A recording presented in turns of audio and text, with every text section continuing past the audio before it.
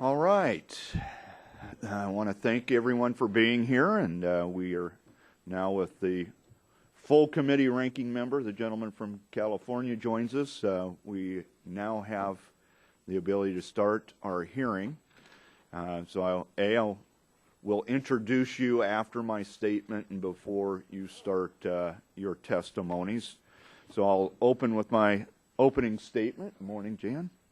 So good morning and welcome to this morning's hearing. Today it's my hope to learn what steps are being taken to make sports participation safer for all athletes. Every day parents make choices about whether or not to let their son or let their daughter play soccer or what kind of mouthpiece to buy their son for his first day of Pop Warner football.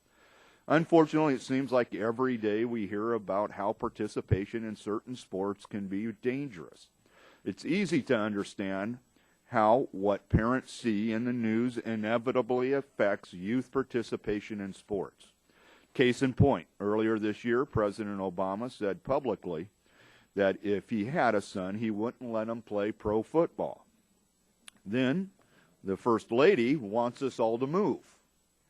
Seems to conflict. Messages. So now, we want a better understanding of the innovations being made by sports leagues, equipment manufacturers, and the medical community to make all sports safer. One clear example is the NHL, which has been working hand in hand with the NHLPA to make hockey safer. Dating back to 1997, the NHL recognized the dangers of head injuries and took the proactive step of forming a joint concussion committee. Additionally, the NHL also established a Department of Player Safety at its headquarters, the first of its kind for any professional league. USA Hockey and USA Football, two organizations that help oversee youth sports in the United States, have followed the lead of their professional counterparts by employing a multi-pronged approach to making participation safer. USA Hockey now requires coaches to complete an online education module specific to the age group they are coaching at, and that includes safety information, concussion education, proper techniques. USA Football, which is endowed by the generosity of the NFL and the NFLPA, was the first national governing body for any sport to participate in the CDC's heads-up concussions in youth sports. Initiatives and also engaged in providing youth with non-tackling alternatives to develop their skills. Additionally, USA Football's Heads Up Football program encompasses 6 elements meant to make youth's football safer, including coach education and concussion recognition. Proactive actions like the ones I just mentioned are exactly what parents need in order to be assured that everything possible is being done to keep their child as safe as possible while they're on the field or ice. Researchers have also been hard at work to improve the tools that coaches and doctors have at their disposal when treating an athlete. For example, Dr. Dennis Malfassi, who runs the University of Nebraska's Brains Biology and Behavior Center located inside the Huskers football stadium, has been developing an MRI machine that can be used on game day to assess a head injury. This would allow medical staff to determine if a player has suffered a concussion, how severe the injury is, and if that player is able to return. Equipment manufacturers are also using technology to make innovation changes to helmets, mouth guards, footwear, and other equipment, all in order to reduce injuries. I feel confident saying that given the recent rule changes and the rate which technology is advancing, playing a contact sport today is likely safer than it has been in the past. However, we must accept that there is no silver bullet, no helmet or pad is going to prevent 100% of the injuries 100% of the time. This is why we need to consider a multi-pronged approach aimed at keeping our kids safer while still promoting youth participation. In sports. This involves listening to how leaders like the NFL, NHL, youth leagues, and top-tier university researchers are partnering to make progress towards making sports safer. These are the types of innovations and paradigm shifts needed to give parents the assurance that all the possible steps are being taken to improve the safety of their child on the field. And I'd like to thank our panelists for joining us here today and willing to answer our questions. And I would especially like to thank Dennis Malfisi and Dr. Tim Gay for making the trips to Washington, D.C. from Lincoln, Nebraska. And my time is over, so I will recognize the ranking member, Jan Schakowsky from Illinois. Thank you, Mr. Chairman. This is a very important hearing on improving sports safety. I look forward to hearing from all of our witnesses on both panels about their perspectives, experiences, proposals about how to make sports safer for everyone, from children to professional athletes. Athletes are continually becoming bigger and faster and stronger, and despite some efforts to make sports safer, much work remains. 300,000 sports-related traumatic brain injuries occur annually in the United States. Sports are the second leading cause of traumatic brain injury among people aged 15 to 24 years old, second only to motor vehicle accidents. This is a crisis, and one this subcommittee should do everything in its power to address. We're going to hear today from Ian Heaton, a high school senior who suffered a severe head injury during a lacrosse game in his sophomore year. Despite his impressive recovery, that hit, later identified as his third head injury, left him with a limited ability to enjoy the types of activities many of his high school students' classmates take for granted. His story should serve as a reminder that youth sports injuries can have devastating and lasting consequences. And we'll also hear on this panel from Brianna Scurry, an Olympic and World Cup soccer champion, a goalie, forced from the field after a career-ending traumatic brain injury almost 4 years ago. Her struggle to overcome the cognitive, physical, and psychological injuries that followed illustrate that even our sports heroes are vulnerable to the worst sports injuries. Both Ian and Brianna should be commended for their courage. I thank you, Brianna, in their recoveries and for their willingness to testify on this critical issue.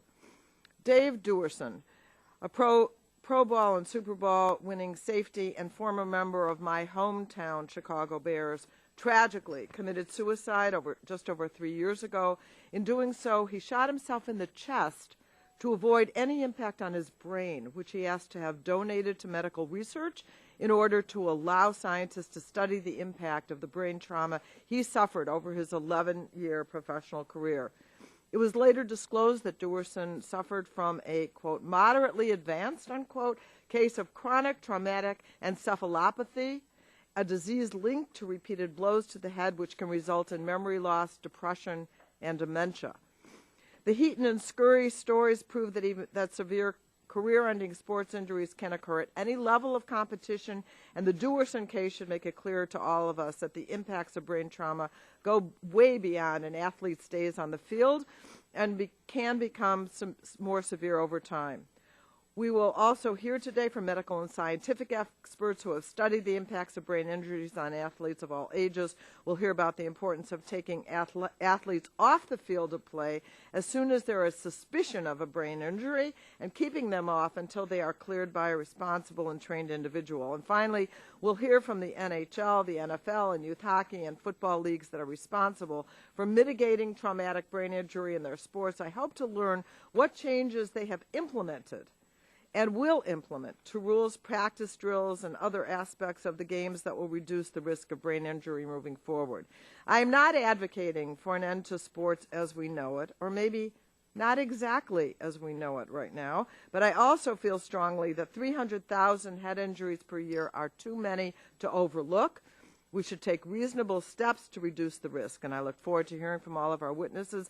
I hope this hearing will help the subcommittee to better understand the safety risks in sports and what we can and should be done to limit these risks. And I yield back. Thank you very much. This time recognize the Vice Chairman of the committee, Mr. Lance of New Jersey. Thank you very much, Mr. Chairman, and thank you for holding this extremely important hearing. I want to thank Dr. James Johnston, who will be one of the witnesses who came to my office earlier this morning. Thank you, Dr. Johnston. Experts generally agree that a concussion can be classified as a brain injury ranging in seriousness from mild to dramatic. The Center for Disease Control states a concussion is caused by a bump, a blow, or a jolt to the head, or blow to the body that causes the head to move quickly. According to the CDC, the sports that reported the highest number of traumatic brain injuries were bicycling, football, playground activities, basketball, and soccer. From 2010 through 2013, the participation rate of children in youth soccer and football dropped considerably, and some have pointed to the increased risk of TBIs as a result of participating in these sports as a reason for the drop in that participation. The increased spotlight on concussions in sports has resulted in an increased amount of research in brain injuries, as well as research on how to improve sports equipment in order to prevent such injuries from occurring. Collegiate and professional sports leagues have implemented standards and revised their rules in order to decrease the number of brain injury incidents. The NHL, as has been indicated, has required its players to wear helmets on the ice, and the NFL instituted new standards for evaluating concussions on the sidelines after the league reported an occurrence of 223 concussions in just over 300 games in the 2010 season. And state and federal governments have also been involved in tightening safety standards, and since 2009, all 50 states and the District of Columbia have adopted laws protecting youth and high school athletes from returning to play too soon after suffering a concussion or a potential concussion. This hearing will focus on what more can be done to prevent brain injuries from occurring in sports, and this is at the youth level, the amateur level, and at the professional level, and I look forward to the testimony of our distinguished panels. Thank you, Mr. Chairman. I have 2.5 minutes remaining. Is there any other member on the Republican side who would like to speak with an opening statement? Okay. I yield back to Especially Missouri. Do they play sports?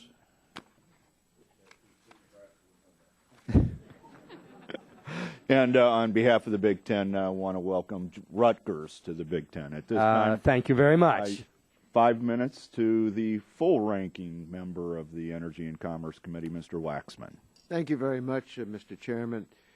Decades ago, many thought that head injury was serious only if a player was completely knocked out, unconscious, or suffered a severe contusion. After frequent painful blows, even a young athlete could continue to play.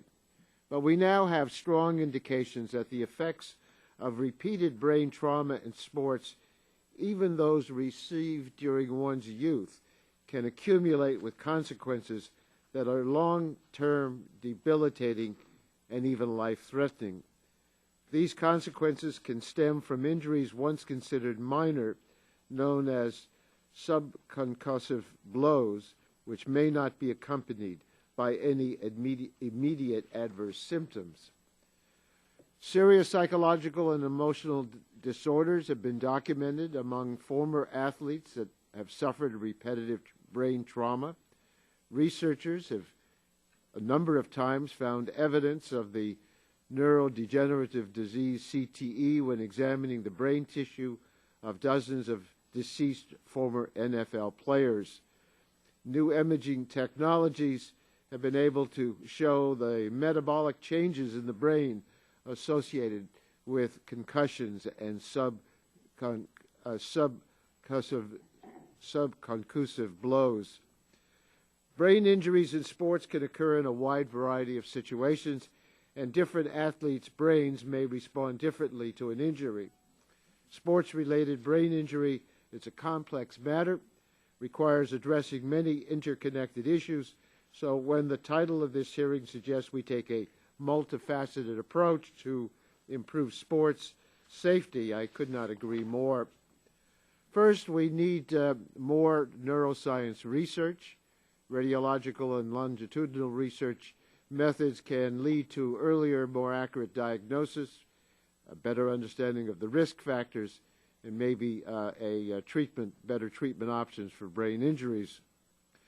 Second, doctors, league associations, coaches, parents, players need to work together to establish health regulations, game rules, and a sporting culture that reflects the seriousness of brain injury and put the athlete's health first. Third, we must address the health and safety risks associated with the athletic equipment and pursue a better understanding of how this equipment might be improved. 3 years ago, Congressman Butterfield and I wrote to then chairman of the time of the subcommittee and full committee chairman, calling for hearings about inadequate testing standards, lax reconditioning certifications, economic disparities regarding the safety of football helmets used by millions of American athletes. We're going to touch on some of those issues today, but I believe those issues merit deeper consideration than they're likely to get at today's hearing, and the subcommittee chairman might consider holding a separate hearings on these matters. I think it's valuable that the National Football League is testifying here today, given recent and ongoing disputes between the league and its players on this very topic. However, I believe its players' organization should also testify. Unfortunately, the late notification of the NFL testifying made it difficult for us to secure a player's witness. Mr. Chairman, today's hearing is important. I appreciate the subcommittee review of sports-related brain injuries, and I look forward that we all working together with all of us on this issue in the months ahead. Thank you for holding the hearing, and look forward to the testimony of the witnesses. Yield back to my time. Still have a minute left if the gentleman from Utah wanted to use it. Well, I might just point out that moving physically and conditioning the body is not anywhere near dangerous as subjecting oneself to brain injuries, so I don't think they're contradictory. Yeah. It's interesting, but the issue is we want kids to go out and play. We want them to join youth leagues. And we want sports, but we want to make it as safe as possible. Absolutely. And this is, to use your last 26 seconds then, this is one of those where Jan and I both agreed was necessary. So this has been a bipartisan effort. So with that, let's move on to our witness panel, and I'm going to introduce the entire panel now, and then we'll start with Mr. Daly. So we are blessed to have Mr. William Daly III, Deputy Commissioner of NHL. Next to him is David Ogren, Executive Director of USA Hockey. Then we have Mr. Jeff Miller, Senior Vice President, Player Health and Safety Policy, National Football League. Thank you very much for being here. And then Scott Hollenbeck, Executive Director, USA Football. Then a face of a brain injury, concussions, multiple concussions within soccer, Brianna Scurry, a former professional goalkeeper, U.S. Women's National Soccer Team. In the next panel, we'll have Ian, who is the other face of high school level concussions. So with that, Mr. Daly, you are now recognized for your 5 minutes. Thank you. I would like to thank the chairman, the ranking member, and the subcommittee members for inviting me to testify today regarding the National Hockey League and the proactive steps it has taken to promote the health and safety of the best professional hockey players in the world. As its playing surface is enclosed by boards and glass, making it the only major professional sport with no out of bounds, hockey is a physical game. At the NHL level... Is your mic on? It was, yes. Just pull it a little closer. I'll bring it closer. At the NHL level, our players want it to be physical, and our fans want it to be physical. But importantly, all constituent groups associated with the game also want it to be safe. This objective necessarily includes promoting safe and responsible play in our game, and the National Hockey League, working together with the National Hockey League Players Association, has gone to elaborate lengths to do that and will continue to do so. We are pleased to have this opportunity to share with this subcommittee some of the measures enacted in this pursuit. The National Hockey League was the first major professional sports league to launch a comprehensive league-wide program to evaluate players after they incur head injuries. Beginning in 1997, the NHLPA concussion program has required that all players on all clubs undergo preseason baseline neuropsychological testing. After a player is diagnosed with a concussion, he undergoes post-injury neuropsychological testing, and his pre- and post-injury test results are compared to determine when the player is safe to return or returns to neurological baseline, which is a relevant determination in the player's ability to safely return to play. Data collected and analyzed pursuant to the NHLPA concussion program confirmed to us early on that neuropsychological testing results had added value and should be taken into account along with player-reported symptoms when making return-to-play decisions. The NHLPA Concussion Committee also has taken affirmative and proactive steps to issue league-wide protocols regarding the diagnosis, management, and treatment of concussion, education regarding concussions, and importantly, the issuance of warnings to players relating to the risks of returning to play before the recovery from a prior concussion is complete have been a core component of the NHLPA concussion program since its inception. Education is provided regularly to all relevant constituencies in our league, including our players, club personnel, and NHL on-ice officials. In addition to enforcing existing playing rules such as charging, cross-checking, and high sticking, and more stringently penalizing dangerous contact, several new playing rules have been adopted specifically to prohibit contact involving a player's head. Our current rule specifically prohibits any body contact with an opponent's head when the contact is otherwise avoidable and the head is the main point of contact. Changes this season to adopt the hybrid icing rule and modifications to rules regarding fighting have further enhanced player safety. With respect to the fighting issue in particular, while it remains a small part of the game, its role is diminishing. Through 75% of the 2013-14 regular season, 68% of the games played have been completely free of fighting, the highest such percentage since 2005-2006. In addition, the number of major penalties assessed for fighting is down 15% from last season and down 31% from the 2009-2010 season. In this important area, it would be the league's intention to raise, discuss, and negotiate any potential playing rule changes regarding fighting directly with the National Hockey League Players Association. Ultimate enforcement of the playing rules through supplementary discipline is in the hands of the Department of Player Safety, the first league department of its kind in professional sports. This department monitors every one of our 1,230 regular season games, plus all of our playoff games, and assesses every hit, indeed every play, to ensure the league's standards for safety and responsible play are being adhered to. When the department determines that the standard has been violated, supplemental discipline is assessed in the form of a suspension or a fine, and the department creates a video that explains to our players and our fans why the behavior merited punishment. The cumulative effect of these efforts has begun to change the culture of the game in a positive way, as we can see on a nightly basis players avoiding dangerous plays and gratuitous contact that they no doubt would have engaged in just a few short years ago.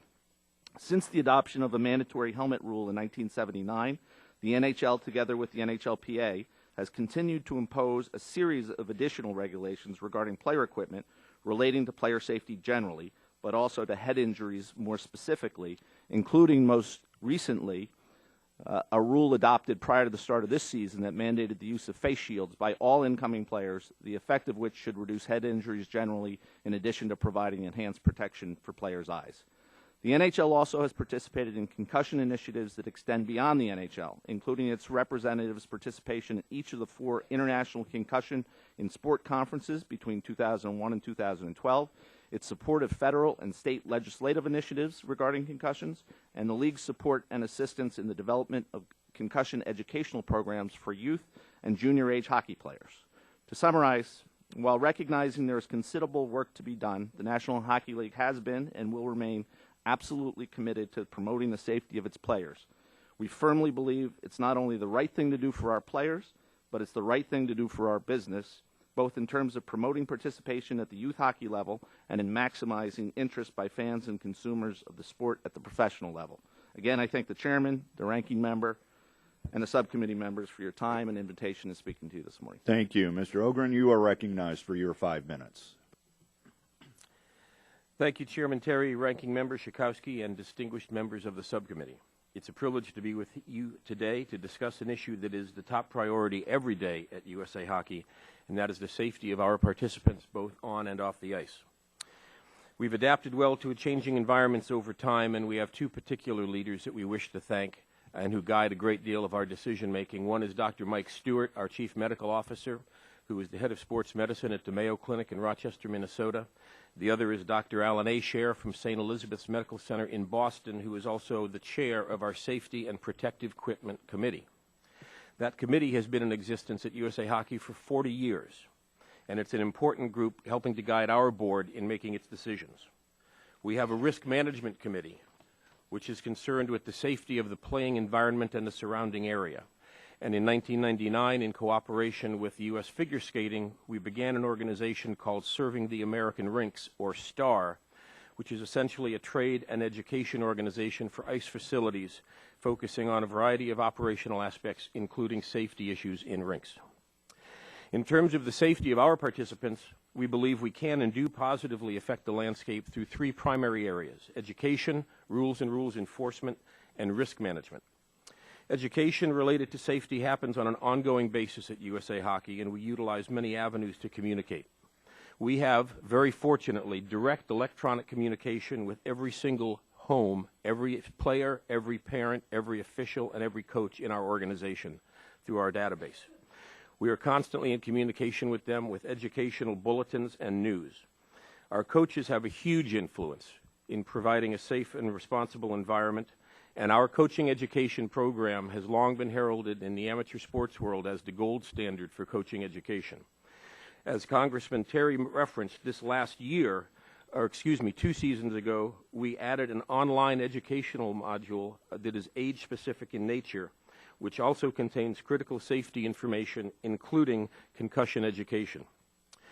Officials obviously play a very important part in how our game is made safe as well, and they receive regular evaluation and education electronically and are sent video clips and also access to our national reporting system, which tracks penalties to help us understand and assess behavior trends. We annually mail posters to every ice facility in the country to help deliver our messaging, and over the years, those posters have focused on topics including concussion prevention, concussion education, playing rules emphases, and our Heads Up, Don't Duck program, to name a few. As for rules and rules enforcement, we have modified our rules to adapt to the evolving landscape of the game on an ongoing basis, from mouthguard and helmet issues to rules aimed at eliminating dangerous behavior. Another recent modification in USA Hockey came in June of 2011 when our board voted to change the allowable age for body checking in games from the Pee Wee or age 11 and 12 level up to the bantam age group of 13 and 14. This was done despite many voices around the country in opposition to change, which nobody seems to like, but research based on both athlete development and safety guided our board decision. It is worth noting that 2 years later, Hockey Canada followed our lead. Regarding equipment and its impact on safety, USA Hockey took a significant step in 1978 when it called for the creation of the Hockey Equipment Certification Council, or HEC. HEC's mission is to seek out, evaluate, and select standards and testing procedures for hockey equipment for the purpose of product certification. It's very similar to NOCSI, which a lot of you may be familiar with, that football uses in certifying its helmets. It is a completely independent body made up of attorneys, doctors, engineers, manufacturers, testers, and sports people. It validates the manufacturer's certification that the equipment they produce has been tested and meets the requirements of the most appropriate performance standards, and it's been an important part of our safety story for 35 years. Before closing, I'd like to share with you briefly our newest off-ice safety program called USA Hockey Safe Sport, following the lead of the United States Olympic Committee. This is to protect our participants on policies regarding hazing, zero tolerance, locker room supervision, and abuse of any kind. In the early 1990s, we were one of the very first youth sports organizations to require screening of all adults that have regular access to our youth participants. We follow up on 100% of calls we receive around the country of alleged abuse, and our 34 affiliate associations each have a volunteer safe sport coordinator that helps us as boots on the ground to provide the safest possible environment for our participants. Our sport has enjoyed tremendous growth in the last 25 years. more than doubling in the number of youth players that we have. As we continue to provide opportunities for young people, we know that in doing so, we have the responsibility to make our game as safe as possible, and will only continue to grow if we're successful in doing so. Thank you. Thank you. Mr. Miller, you are recognized for your 5 minutes. Chairman Terry, Ranking Member Schakowsky, members of the subcommittee, appreciate the opportunity to testify this morning on behalf of the National Football League on an issue of great importance to the league, and I commend the committee for taking up this issue. There's nothing more important to the NFL than the safety of our players. Commissioner Goodell has stated repeatedly in the past that he spends more time on the health and safety of our sport than any other issue that comes before him. Football has earned a vital place in the rhythm of American life. There are nearly 6 million kids who play tackle or flag football across our country. Another 1.1 million that play in high school, 75,000 in college. And so whether it's touch games in our backyards at Thanksgiving, or games played in our local parks by our kids, or Friday night high school games, Saturdays with college, or hopefully plenty of people watching the NFL on Sundays and Mondays and occasionally Thursdays, football plays a significant role in our lives, and we take that popularity seriously. With it comes a great deal of responsibility, and that's one that we embrace. We understand that decisions that we make at our level affect football at all levels and probably far beyond that. And so I appreciate the opportunity to share the NFL's work with the subcommittee on the health and safety of our athletes who play our game. Now, football has always evolved. The rules have always changed, and so I'd like to share with the subcommittee a few examples of that over the last couple of years and the impact that that's had at our level. It's only been a couple years ago that we changed the kickoff line at the NFL, moving it forward 5 yards. We did that because we had identified the kickoff and the kickoff return as the single most dangerous play in our sport as related to the number of concussions. So by moving it forward 5 yards, we decreased the number of concussions on that particular play by 40%. That was in the first year alone, and that number has stayed steady in successive years. In addition, for those of you who are fans, you've seen a greater emphasis on eliminating helmet-to-helmet hits in our game. You've seen a greater emphasis on eliminating the use of the crown of the helmet in our game. And you've seen fines and suspensions, not to mention penalties as a result of that. And these are the sorts of things that we're looking to do to change the culture of how our sport is played. We've encouraged players to lower their target zones as they tackle. We've emphasized through our coaching that there are better ways to go about what they're doing. And we've seen the results. In the past year alone, between 2012 and 2013, the NFL has seen a decrease in the number of concussions at our level by 13%. Decrease in helmet-to-helmet hits causing concussions has been down 23% in 1 year alone. Now, that's not a victory. That's a trend, and one that we find encouraging, but there's more work to be done as we begin to change the culture of the sport as it relates to that. And we've added other protocols to our sideline to take care of our players. There's one rule that governs us, and that is that medical concerns will always trump competitive ones. So we've added unaffiliated neurotrauma consultants on the sideline. That's a concussion expert in every city to help the team physician identify concussions and treat the players. We've added athletic trainers in skyboxes for the sole purpose of watching the game and calling down to the sideline if they identify an injury, concussive or otherwise, to make sure that the player is attended to appropriately. And we've mandated uniform sideline protocols across all 32 of our teams so that everybody is working off to the same playbook. And those protocols are based on internationally accepted medical guidelines. We would expect nothing less. And we know as we change the culture of our sport as it relates to health and safety, we have an impact far beyond. And so let me cite 2 examples of that for the subcommittee. One is our support for USA Football, and you'll hear from Mr. Hollenbeck in a moment. Their Heads Up program, among their other offerings, are changing the game in our parks and our communities around the country, literally as we speak. The popularity of these programs, which I won't steal Scott's thunder on, have been tremendous. And the NFL is a proud supporter of USA Football and will continue to be in all that they do to change the game, and we're proud of his work particularly. In addition, the NFL used as an inspiration a young child named Zachary Lystedt, who was a 13-year-old youth football player in Washington State several years ago who suffered catastrophic injuries playing his sport. He was returned to play too soon after suffering a concussion. And Zachary still struggles with the challenges that come from that. His advocates were able to pass a youth concussion law in Washington State, which our commissioner said we will replicate in all 50 states around this country to make sure that all youth sports, not just football, are played more safely. that kids and their coaches are aware of the risks of concussion, that they are removed from play should it appear that they suffer concussion, and most importantly, not return to play until a medical professional has cleared them. Just this past month, we're proud to say that the 50th state passed that law. And now the NFL isn't solely responsible for that work, but we're happy to lead and to be in many of these states to get this done.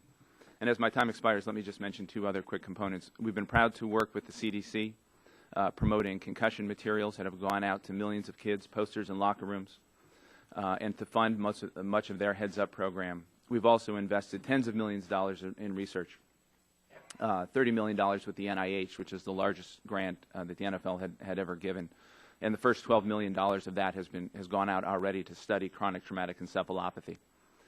In addition, we're very proud of a $60 million effort we have with General Electric and Under Armour, both to improve the diagnosis and prognosis of concussion by developing better tools, and then secondly, to find better ways to protect against concussion in the first place. These are ongoing issues and ones that we think are going to yield significant successes in a short time. So I apologize for exceeding my limit, Mr. Chairman, but I appreciate the time. This time, Mr. Hollenbeck, you are recognized for your 5 minutes. Chairman Terry and members of the committee, thank you for the invitation to testify.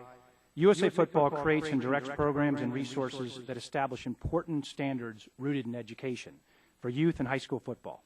We stand with experts in medicine, child advocacy, and sport who believe that education changes behavior for the better. This is precisely what we're seeing through our Heads Up football program, which is already benefiting more than 25% of youth football leagues across the country in its first 14 months, and we expect to double that this year. We advance safety through evidence-based studies by independent experts. We also lead fun and dynamic instructional football initiatives for young players, as well as a national non-contact flag football program. More on these and other aspects of our work resides in my written testimony. The remainder of my time will be showing a video of how Heads Up Football High School Pilot Program is improving player safety within the Fairfax County Public School System, which earned high marks from parents, coaches, administrators in its first season. You'll pay close attention to hearing from the athletic directors and the principals and the superintendent of schools on how this program is making a difference. Eyes up. See what you hit. Shot down. Go. Great. Let's go. Head up. Squeeze. Sink. When coaches get to the high school level, I think they assume that everybody who plays knows how to play, and they're going to be under Friday night lights, and everything's going to be great, and it's just like it is on TV, and it's not like that. You're going to get kids that have never played before, and you're going to get coaches, really, that have never coached before. You really need to be able to teach coaches how to coach. Through the Heads Up program, what you do, 3 pillars, as they say. 1, concussion awareness. 2, how to truly, properly fit equipment. Finally, here's how we're teaching the ultimate aspect of contact in tackling. This is the basics and the fundamentals. And the more I thought about it, the more I thought as an educator, this was a curriculum for football. Feet, squeeze, sink, hands, step. It was really a no-brainer to get involved with USA Football and the Heads Up program. They go through a progression of tackling. They're actually learning how to keep their head up, not to lead with their helmet, and they're taught that from the beginning. It's limited the amount of concussions that we've had this year, basically because we have worked on Heads Up tackling from day one.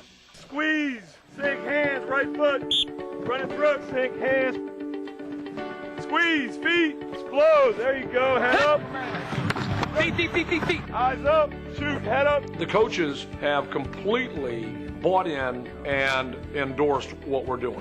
Come on, get those elbows tight and high. What we really didn't anticipate was how aggressive that the Coaches Association here in Virginia went after it, saw the need to make the game better and safer, and they ran with it. Go heads and eyes up, heads and eyes up. The days of popping the old smelling salt or the ammonia tabs are gone, and that's a good thing.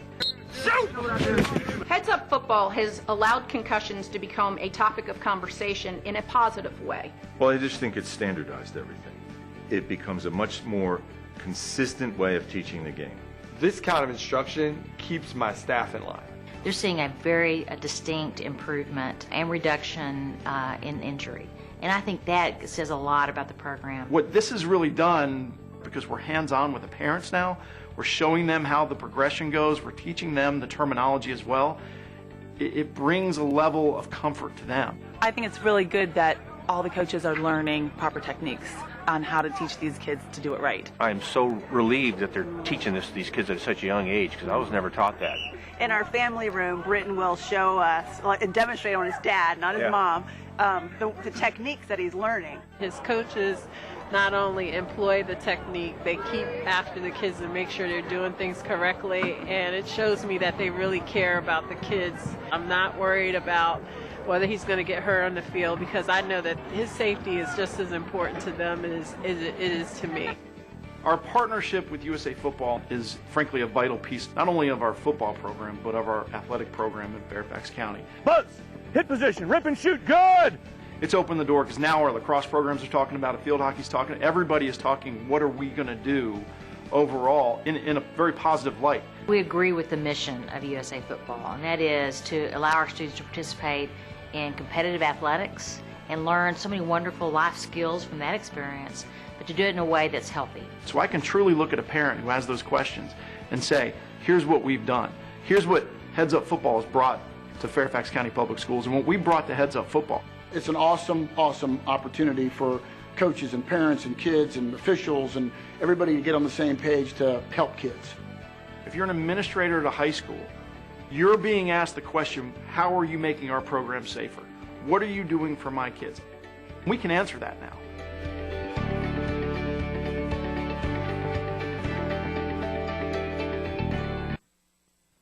Thank you. Now, Brianna Scurry, appreciate you being here, and you are recognized for 5 minutes. Thank you very much. Yes, my name is Brianna Scurry, and I'm 42 years old. I served as a starting goalkeeper for the United States women's national soccer team from the years 1994 to 2008. During that time, I helped lead the team in winning 2 Olympic gold medals in 1996 Atlanta Games and 2004 Athens, and played 173 international games over 15 years for the United States, which is a record among female goalkeepers. In the summer of 1999, my 20 amazing teammates and I captured the hearts of America by beating China in a penalty kick shootout live in front of 90,000 screaming fans at the Rose Bowl in Pasadena, California. I was the one that made the single save during the penalty kicks before Brandi Chastain took off her shirt. Yes, now I'll bet many of you recall exactly where you were at that moment. It was the kind of event that transforms lives forever for the better. My passion and my mission was soccer. My ultimate reward was living my dreams and inspiring the dreams of countless others. Today, I'm here before you to share my new mission with you. My new mission is to provide a new face and voice to those who have had and may suffer the long and difficult recovery of a devastating traumatic brain injury and concussion. My life story reads like a script from Oprah Winfrey's Where Are They Now? Like many of Oprah's guests, I too have been lost in deep, dark places with my face in the dirt, and have only recently begun to claw my way back to my life. On April 25th, 2010, my life changed forever. During that day, I played a women's professional game against the Philadelphia Independents and Philadelphia, and in that game I suffered a traumatic brain injury that abruptly ended my beloved soccer career. That was nearly 4 years ago. I struggled with intense piercing headaches that were so bad that by the evening, it was all I could do not to cry myself to sleep. I had to take naps on a daily basis just because my sleep was so disrupted. I couldn't concentrate, and I was very moody. I felt completely disconnected from everything and everyone. I was anxious and depressed every day, and I wondered if I'd ever get better. I recently moved to D.C. to have bilateral occipital nerve surgery at Georgetown to eliminate severe headaches that plague me daily. Fortunately for me, the surgery appears to have worked. However, I'm still being treated for symptoms such as lack of concentration, balance issues, memory loss, anxiety, and depression. I've purposely and intentionally had my concussion recovery story documented by media outlets such as the USA Today, the Washington Post, and Brainline.org in order to bring attention and a ray of hope to those suffering from TBI like me. In September, I was alarmed to learn that the number of reported cases of concussion in soccer was second highest in the United States, with only American football having more cases. Additionally, a recent article published in November stated that 1 of 2 female youth soccer players will suffer a concussion while playing. I feel the numbers of reported cases are likely understated and didn't designate those who suffered multiple concussions like I have. Statistics like these have solidified my urgency of purpose to shed light on the high frequency of concussions in youth and the devastating emotional toll that prolonged symptoms often cause, yet are too frequently dismissed. I sincerely hope that my presence here today will inspire increased awareness, understanding, and assistance to help the thousands of young TBI sufferers across this country. I thank you all for allowing me to give testimony. I am grateful and humbled to have been invited to do so. Thank you.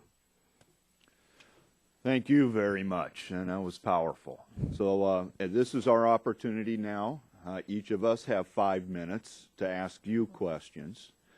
So, Ms. Scurry, let me ask you this one. I, too, was shocked to learn that soccer had the second most concussions, which is a really dominant youth sport.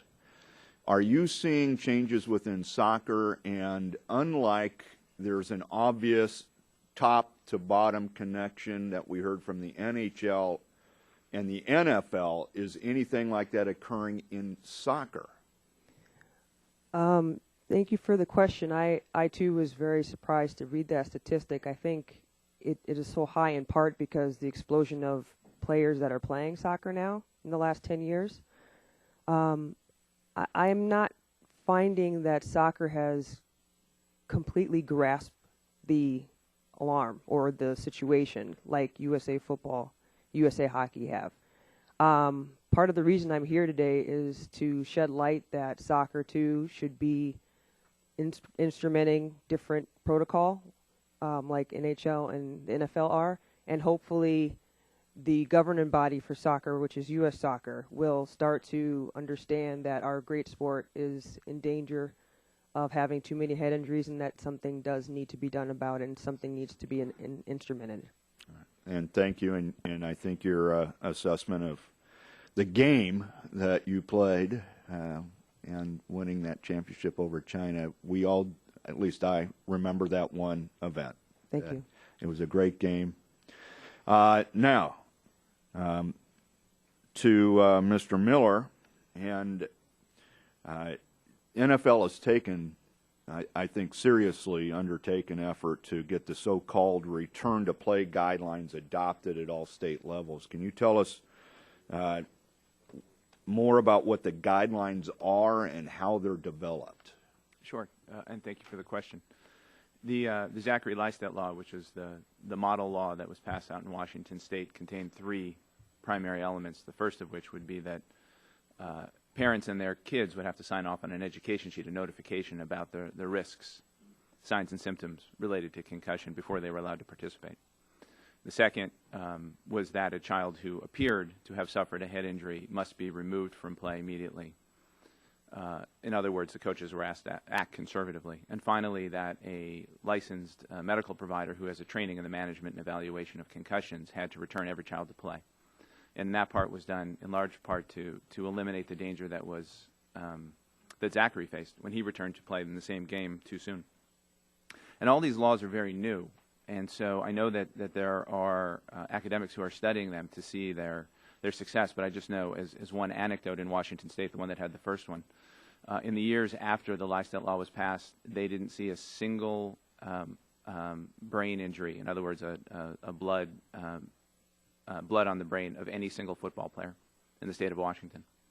And they had normally seen 3 or 4 significant brain injuries on an annual basis, and those were eliminated. Now that's anecdotal, and more work needs to be done.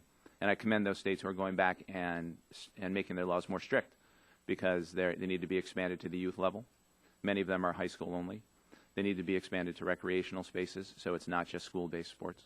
And there's more that can be done, and there are those that are doing that, and we're happy to work with those.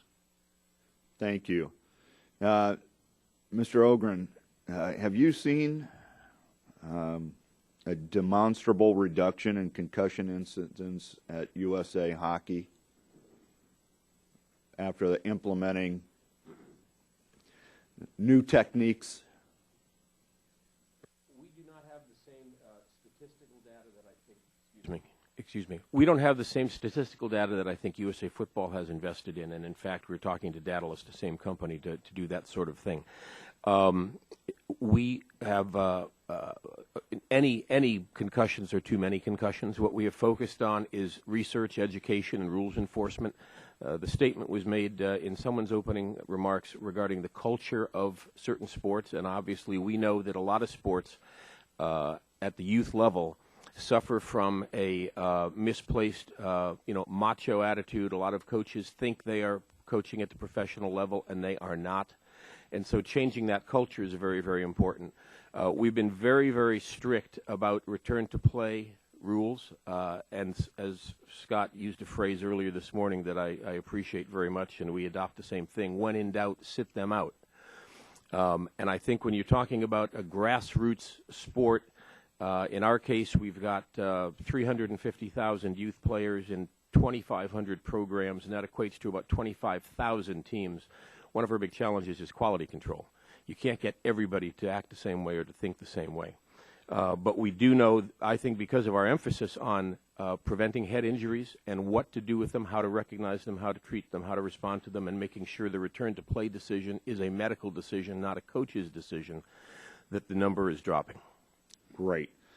My time is over, and so the ranking member, Jen Schakowsky, you were recognized for your 5 minutes. Brian, my granddaughter has played AYSO soccer since the first time that she could. Now she's on a traveling team in high school. She's 16, so I'm very concerned about what you're saying, and even more concerned now after you're saying that soccer actually seems to lag behind other sports. And there's also been studies that have compared the rates of reported concussions for male and female athletes that tend to show that female athletes actually have a higher rate of reported concussions than male athletes in the same sports.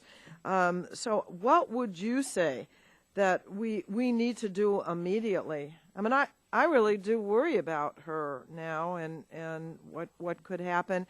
So what would your advice be to female athletes, female soccer players, and to those who coach and treat them? I too find that statistic very alarming. I think one of the things that needs to occur with soccer is officials and referees, coaches need to take their heads out of the sand a little bit and realize that this is something that is plaguing our sport as well. And the video that was played by Mr. Hellenbeck earlier was a fantastic example of where to start. You start with the coaches. You teach the coaches the proper way to teach the players how to head, and do certain drills to make sure that the coaches know how to teach it, instead of just letting players run around out there and let the ball head them. Instead, teach them how to head the ball, and also improve the strength of the neck muscles. For females, it seems to be part of the issue is they're not as strong as the male counterparts in heading, and so that needs to occur.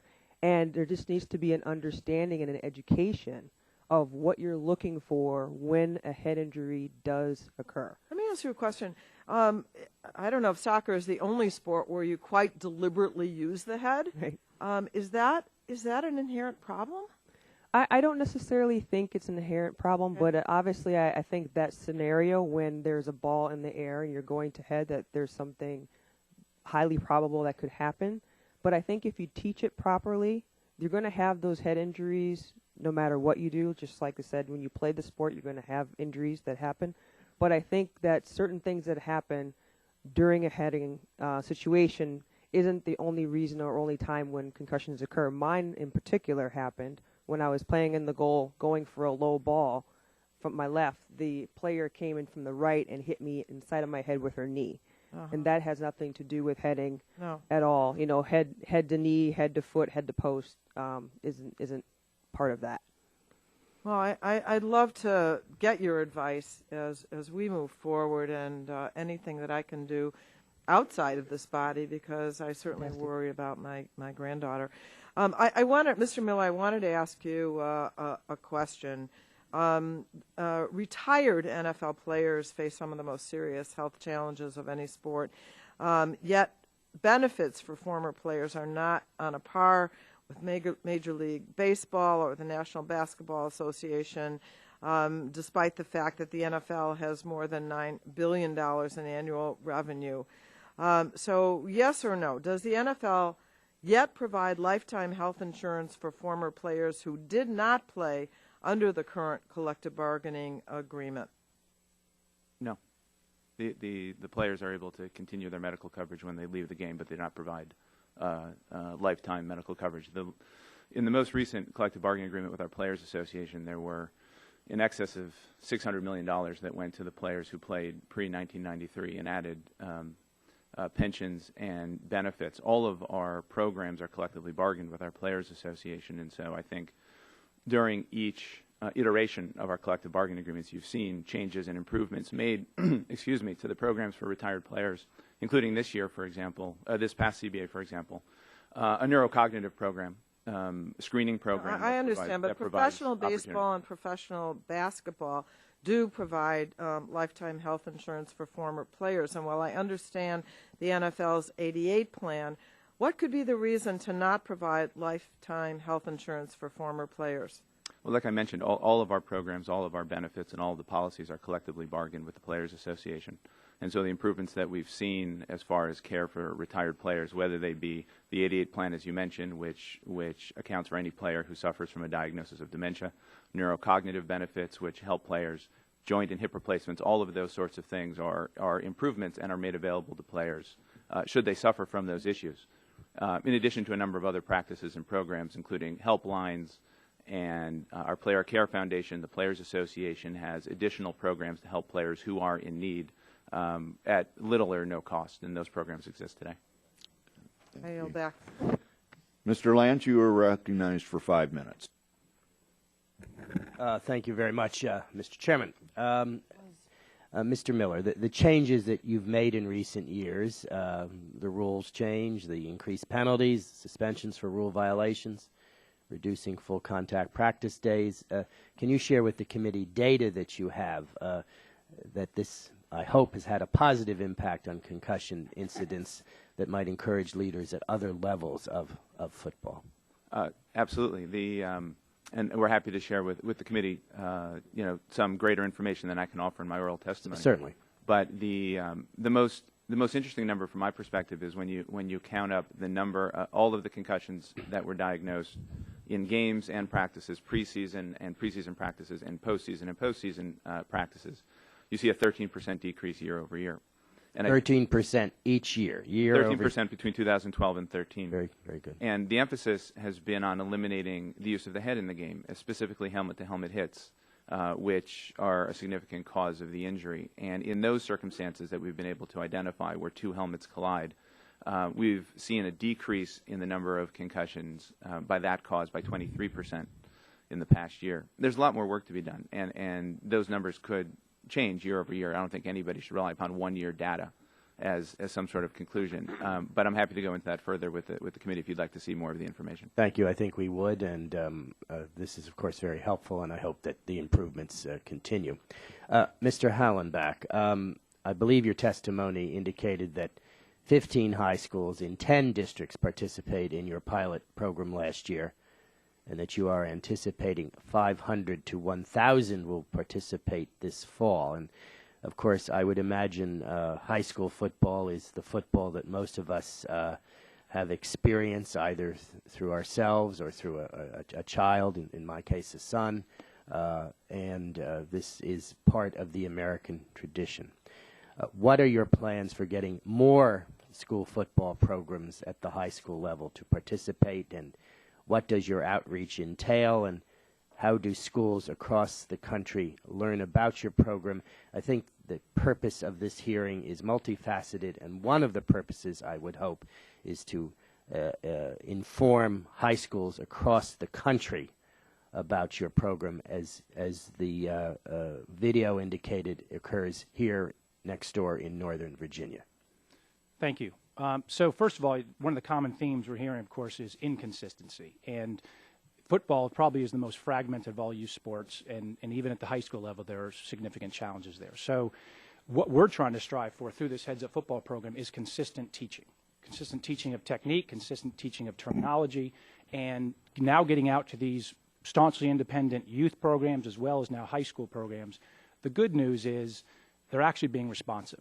They're if it's their superintendents, if there's principals, their athletic directors, they're being asked, as was mentioned in the video, what are you doing about this? And you are doing the asking, or the parents and PTAs are doing the asking? It's a combination. We are talking to state associations, high school state associations. We're talking to coaches associations. We're talking directly to coaches. We're working with athletic directors, working with parent groups, national PTAs involved. We are looking at every conceivable channel to communicate this program and the importance of changing behavior. And what I'm sharing is there's been a very positive response. That video by itself, and really the reason I decided to show it, has been incredibly influential. In addition, we now have the Big Ten, the Pac-12, the Big 12, the ACC. We'll eventually have the NCAA. We will have all college conferences involved. Every one of their coaches will be involved with PSAs and things of that nature that help influence high school coaches and high school programs to embrace the Heads Up Football program and help change behavior. Thank you. Let me say that if there is one message I wish to leave this morning in my 5 minutes of questioning, is that I would hope that all of those involved at your level of football would examine what you are suggesting, because after all, that touches virtually all of the American people, and I commend the panel for its testimony. Thank you, Mr. Chairman. Thank you, Mr. Lance, and I'd just editorialize. That's why we have NHL youth hockey, NFL youth football, is because it does seem that it trickles down. Whatever's said at the top, then it gets pushed down to the youth, and so that was by design. The gentleman from Utah is now recognized for your 5 minutes. Well, thank you, Mr. Terry. I'd first want to echo something that Mr. Waxman said in his opening statement. It may sound obvious, but I think it's important we acknowledge this is a complicated issue. There's a lot of complexities to this. There's a lot we don't know about brain science, and I think we all could agree that the notion that this is an issue that merits significant investment in research is really something and it's beyond even concussions in sports. We've got traumatic brain injury in terms of our soldiers in the field. This is a really important issue that is complicated, and we ought to make sure we approach it in a thoughtful and comprehensive way. So, Mr. Chairman, thank you for scheduling this hearing today. I was going to ask Mr. Miller, without taking too long, because this is an open-ended question, but could you kind of walk us through the steps as information and research has brought more knowledge to the NFL? How has the league responded, and how have you positioned yourself on these issues to address the issues of concussions? And just if you could walk us through some of the history of how it's evolved within your organization. Yeah, happy to do it, and thank you for the question. I think the point that you made, that the science has evolved on neurological issues, certainly a neurodegenerative disease, is one that the second panel, where there's a terrific expert lineup, can talk to.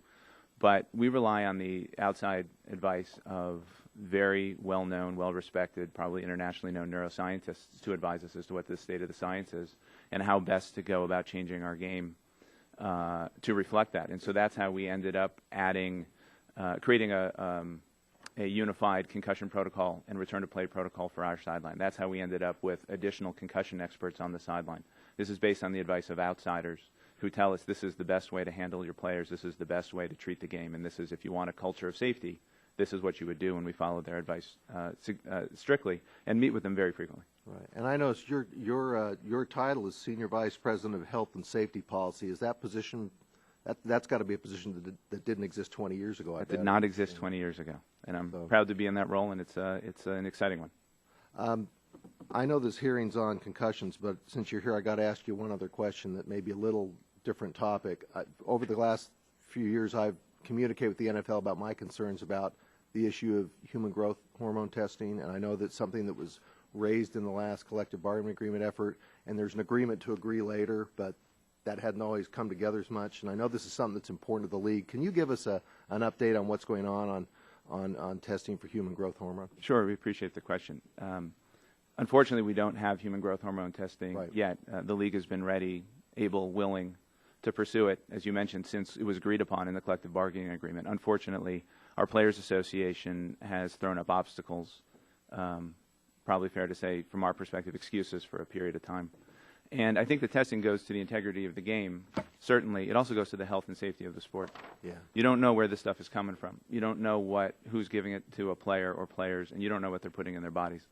And that's dangerous, and it's also the wrong example to set. And so this is an important issue for us, and one that we're sorry has not gotten accomplished yet. That's an important issue to me, and that's why I want to raise it. I know that's not this topic of this hearing, Mr. Chairman, but since he was here, I had to ask the question. No, but if the gentleman will just Yeah, one sentence. I think that's why we wanted to have the Players Association here too, because that was a pretty strong criticism that you just made. It would be nice to have had the players as well to respond. Well, I'll have to now interject. They were asked, and they declined. Yesterday. No. Well, anyway. That's not accurate. They were contacted before yesterday. I want to reclaim my time and they for still one more rejected question, it. if I can. I got one more question for you. Where are these things going? If I know when you try to crystal ball, it's dangerous because you never know. But where do you see things going over the next 5, 10, 20 years in terms of where technology is going to take us? Do you have some things about looking out on the horizon that we can be looking forward to? Yeah, I'll give you a specific example. As part of the scientific research that we entered into with GE, the world's leader in diagnostics, we set aside what we call innovation challenges, 2 $10 million pots of money. The first was to promote new ideas on how to better diagnose concussion. There aren't any objective tests now. They're all subjective analyses. Right. And we came back. We had people from 27 different countries around the world offer ideas. We eventually rewarded 16 of them so far, biomarkers, blood tests, these sorts of things. And then in addition, we just completed another challenge that goes around protective ideas, how to protect the brain better. We had more than 40,000 people from 110 countries around the world visit the website. Wow. We had people from 19 different countries offer ideas on new protective equipment. And we're reviewing those now. And I think that because there's a lot more attention paid to this, and hopefully we're one of the actors that are catalyzing the science, that you're going to see changes in all of these places relatively soon. Okay, appreciate that. Mr. Chairman, my time's up, so I'll yield back. Thank you. The gentleman from Kentucky is now recognized for 5 minutes. Thank you, Mr. Chairman. Thank you for being here. And Mr. Gurry, thank you for being here. That, quite honestly, might have been the only soccer game I've ever watched from top to finish. And it was about the time that my daughter was interested in soccer, so we were watching. No pun intended with the top.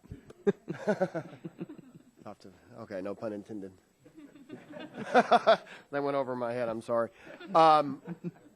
But it was what a great sporting event, and it's one of the great moments, and to be part of that is something special. And I think it was special because you're just so much American. It was the youthful. You were underdogs. You were grit, determined, and you brought up Brandy Chastain, not I, and maybe a little exuberance, but it was a great moment, and I appreciate you doing that and sharing.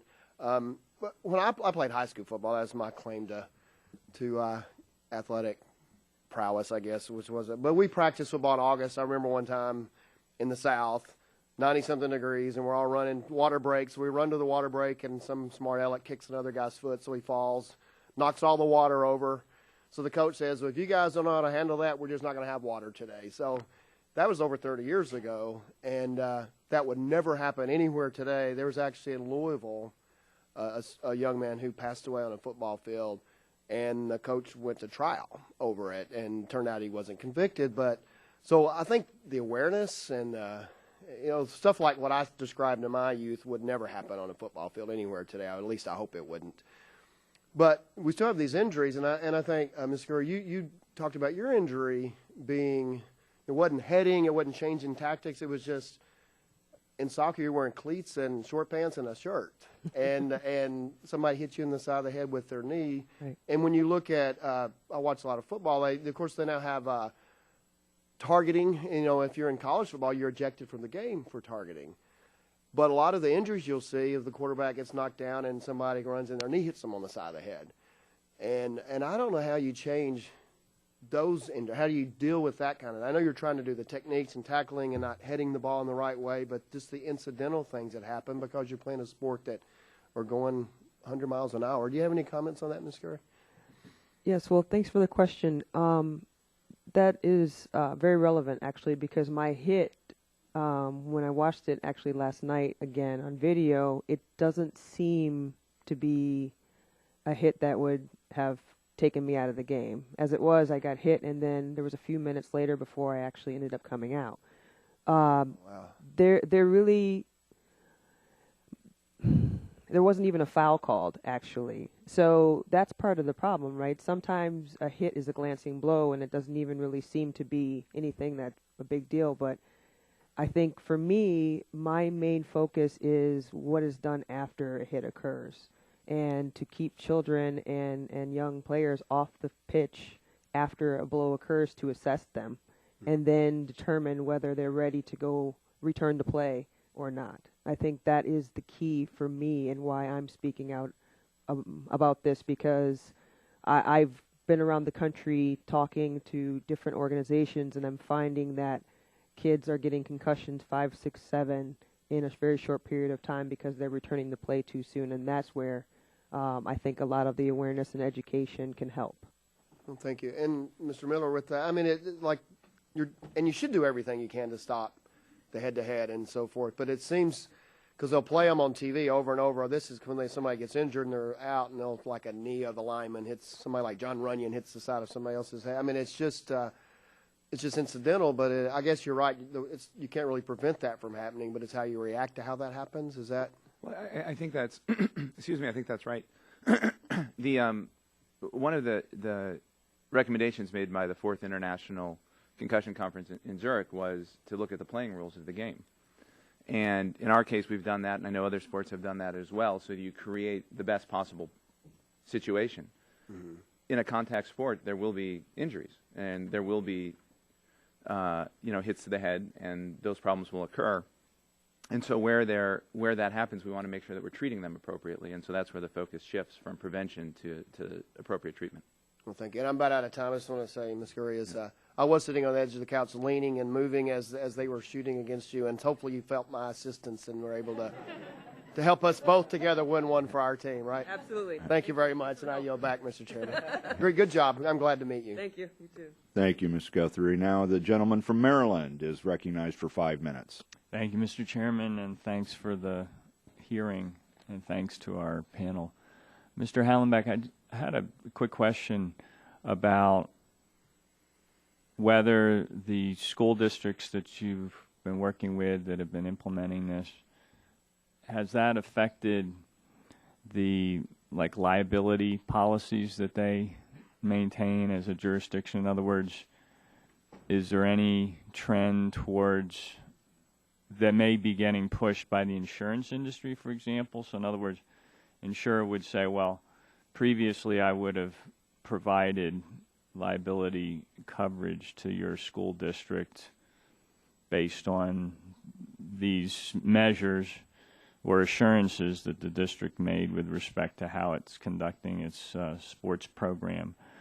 But now that there's this program that enhances the safety of students and young people, we want to see that you've implemented that in your district, or else we're not going to provide the policy coverage, or we're going to charge you a higher premium. I mean, you can look at it the other way. You get a discount off of your premium as a school district because you've implemented these kinds of measures. And I ask that because I think that increased awareness of some of the risks from these sports injuries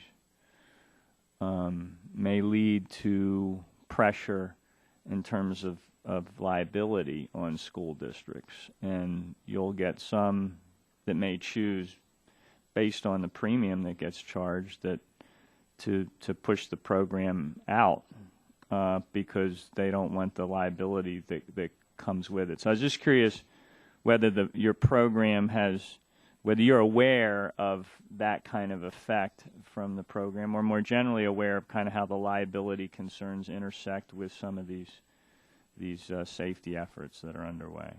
So thank you for the question. At the high school level, we're literally on the front 1 yard line marching down the field.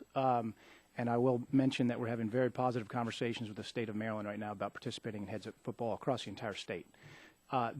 So we have a lot to do there. We have not seen anything from a liability concern, insurance concern.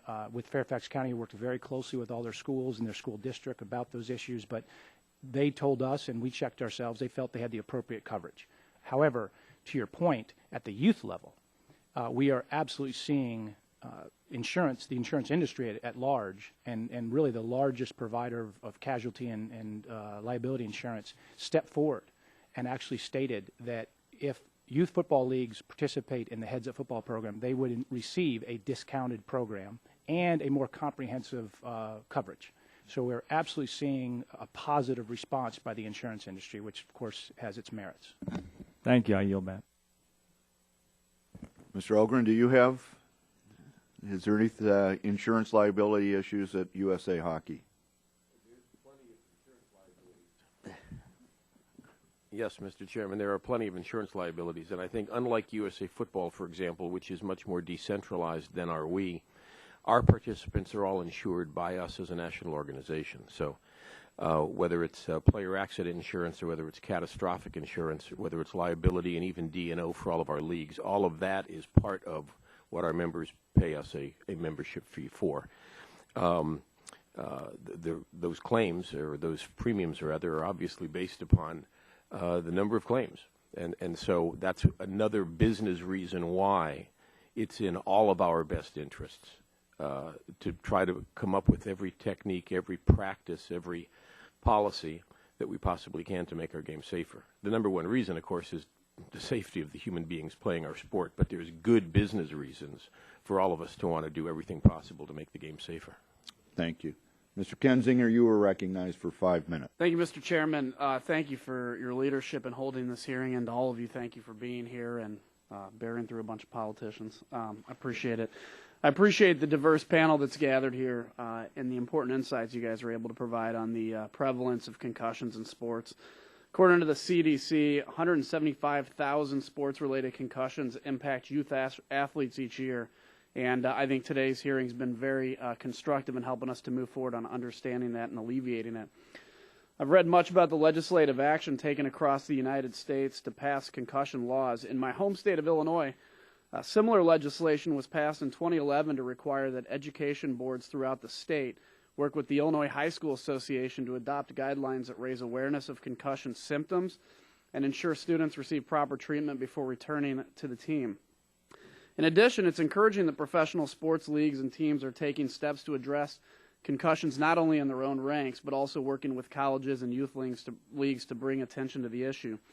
Last year, the Chicago Bears Go Bears kicked off a pilot program to provide certified athletic trainers at 3 high school stadiums during Chicago public school football games. Such high-profile initiatives are important to combating this issue, and I applaud the Chicago Bears for their leadership. Again, I find these steps to be promising, but we're still confronted with staggering numbers of youth being impacted by sports-related concussions. I'd like to ask just a few questions, maybe not take all 5 minutes, maybe I will. Let's talk about the equipment issue in terms of, I'll ask each of you to respond. Where are we at today in terms of what kind of equipment is being utilized to protect versus maybe where we were a few years ago? What kind of advances are yet to be made that you think we're on the cusp of making or that we should make? And then is this backed by medical science? Is that going into this idea? So, Mr. Daly, I'll start with you, and I guess whatever you want to put into that subject would be great. Well, thank you for the question. It's a very important issue, obviously. So the equipment issue is a very important issue and something we're focused on jointly with our Players Association. We have a protective equipment subcommittee that's part of our joint health and safety committee. And so we look at all aspects of equipment and how they, particularly as it relates to head injuries, how we can improve equipment and perhaps reduce the amount of head injuries we have. We've passed some rules over time with respect to some of the equipment we had seen develop over the years with hard padding, both in the shoulder area and the elbow area, and those potentially causing head injuries. So we've mandated padding over those areas of players' equipment. The helmet issue is a difficult issue, particularly in hockey, in terms of preventing concussion. And one of the things we're looking to work with our manufacturers on is research in terms of dealing with the rotational forces that can cause concussions, particularly in a sport like hockey, and whether a helmet can be designed to deal with those more effectively than it currently does. Thanks, sir. Mr. Ogren? I think Mr. Daly answered the question pretty well for our sport. There's a great deal where we rely on the National Hockey League to be the leader, and a lot of what they do is of benefit to us in a trickle-down fashion. But as I mentioned in my opening testimony, we do have a Safety and Protective Equipment Committee of 40 years standing. They do look at a variety of issues. The face mask, for example, is something that is mandatory. In youth hockey, it is not in the National Hockey League, though the shields for incoming players are now a standard. I'm going to have to cut you off just because of time, Mr. That'll Miller. be fine. Sure. Football helmets were designed to prevent against skull fractures, and they do a fabulous job of that. They were not designed to protect against concussion. And so that sort of technology or design, I know that the helmet manufacturers are working on it. We're not there yet. And the league is doing what it can to inspire that, especially with our partnership with GE and Under Armour, to get new ideas around that. And the other thing we do is we do regular helmet testing in concert with our friends at the Players Association so that we can inform our players of which helmets are working best. And Mr. Hallenbach or Ms. Scurry, you guys?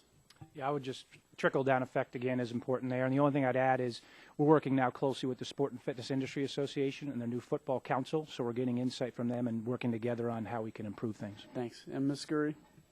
As you know, we don't wear equipment in our sport, but I do want to commend your state for their Illinois Youth Soccer Association is taking a real lead in concussion awareness. I actually just did an event in Chicago just last weekend for the association and talking about concussions, and so your organization is doing a great job. But in terms of equipment for my sport, we don't really have anything right now that is widely used, but hopefully in the future there could be something to help. Great. Thank you. Mr. Chairman, I'll yield back. Gentleman from West Virginia is recognized for your 5 minutes. Thank you, Mr. Chairman. I had to slip out for another meeting, so maybe some of these questions have been asked, but you could help me out on this a little bit. But one is there anything that we can learn from the Defense Department with concussion injuries that we're hearing from when we talk to our troops that come back? I'm just wondering if there's some way that we're all talking to each other to get help out on that. Mr. Miller? Yeah, I'm happy to take that question. We're very proud of a relationship that we have fostered over the last couple of years with the U.S. Army in specific. Memorandum of understanding that went back a couple years that covers a variety of different things. We've gotten current and retired players together with returning active service members to talk about cultural issues. What is it about football or what is it about the military that makes it very difficult for somebody to remove themselves from play or certainly in the case of the military from a battle? We found a great deal of reticence on behalf of both populations, sort of a shared reticence to remove themselves from their comrades or teammates.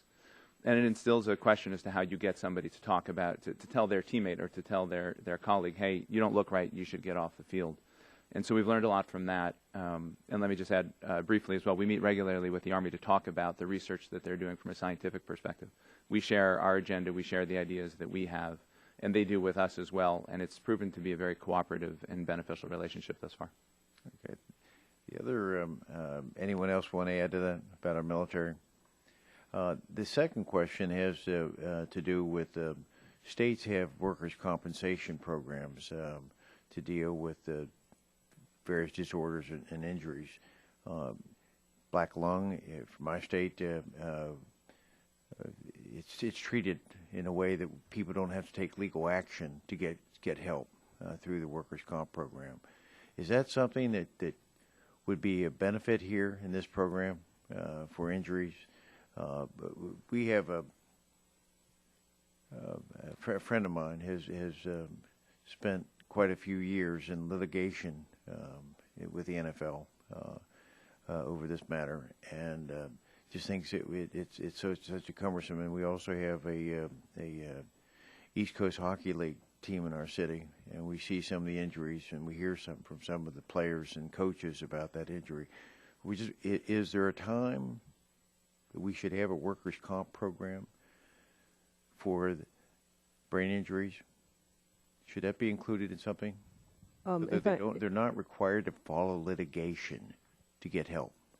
If I may, my case actually is a workers' comp case. I've gone through workers' comp to get the different doctors to see different techniques that will help me.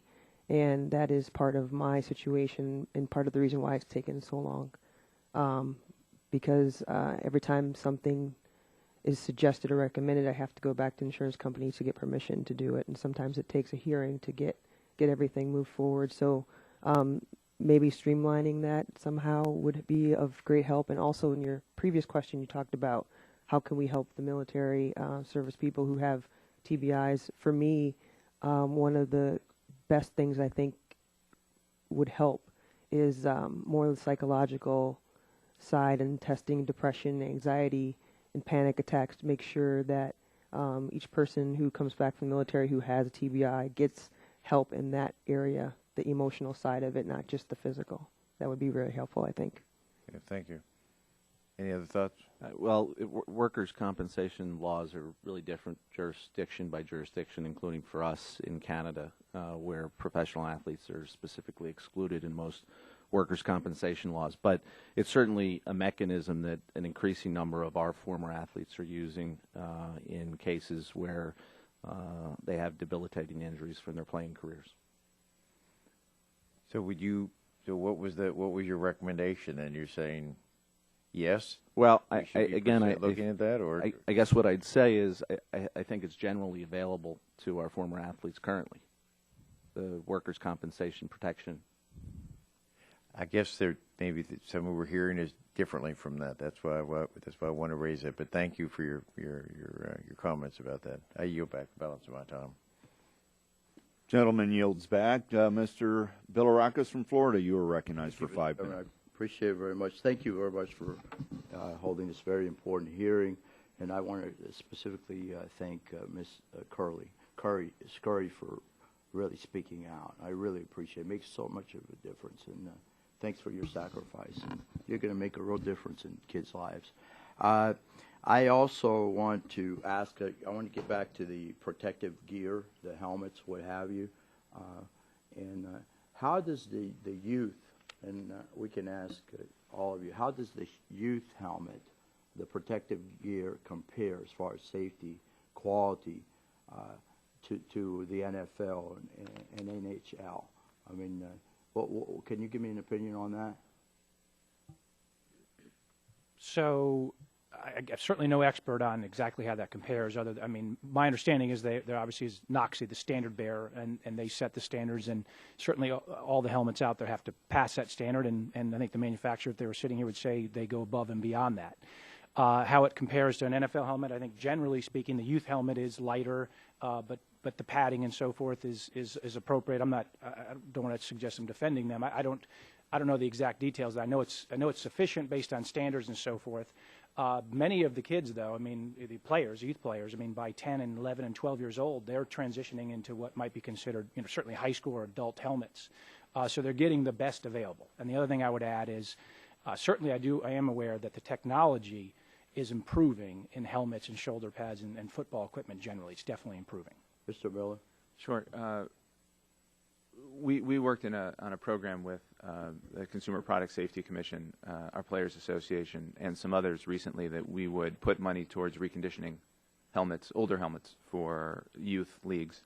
certainly leagues that have, budget constraints, as many do, probably don't get around to updating their helmets or what they call reconditioning them frequently enough.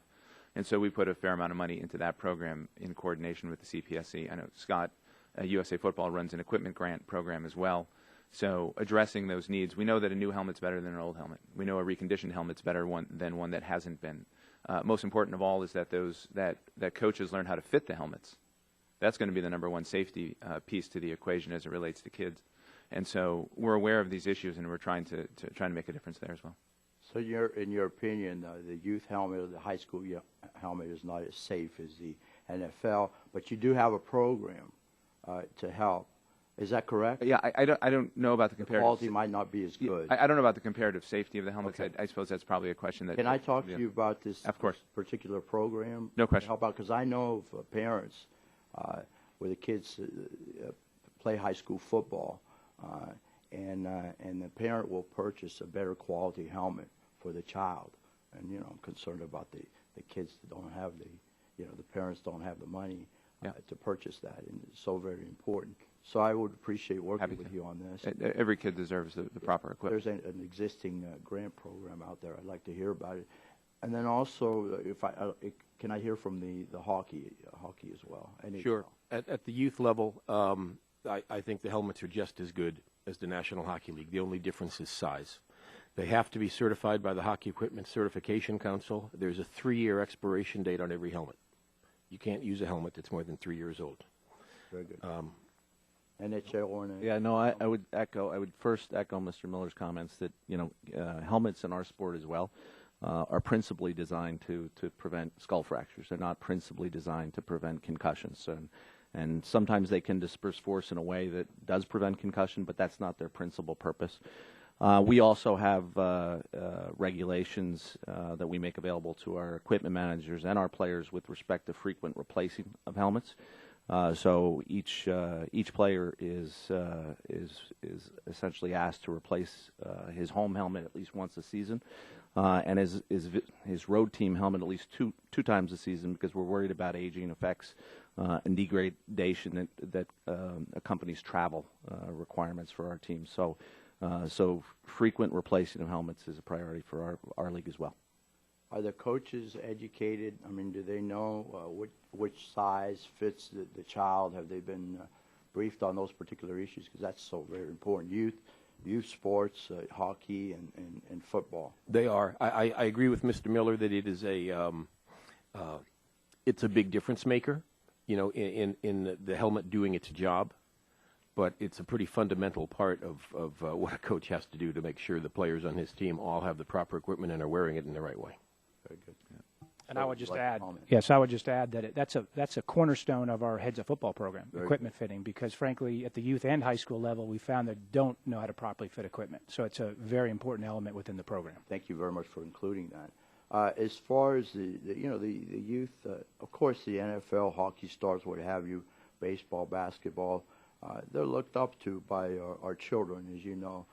Do y'all have programs where you can maybe go to the schools, football players, professional football players, go to the schools and speak on these particular issues? Yeah, one of the and our active players are by and large terrific at this topic. One of the elements we included or offered up to USA Football as part of their heads of football program was actually what we call an ambassador.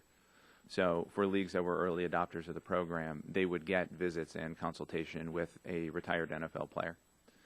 We're trying to encourage our clubs, with great success, by the way. They've really done a terrific job of embracing in their communities the youth leagues and others, and so that they're around the facility more, that they interact with coaches, trainers, and certainly players, which obviously bring the star quality of it, brings attention to it, which was part of the motivation in the first place.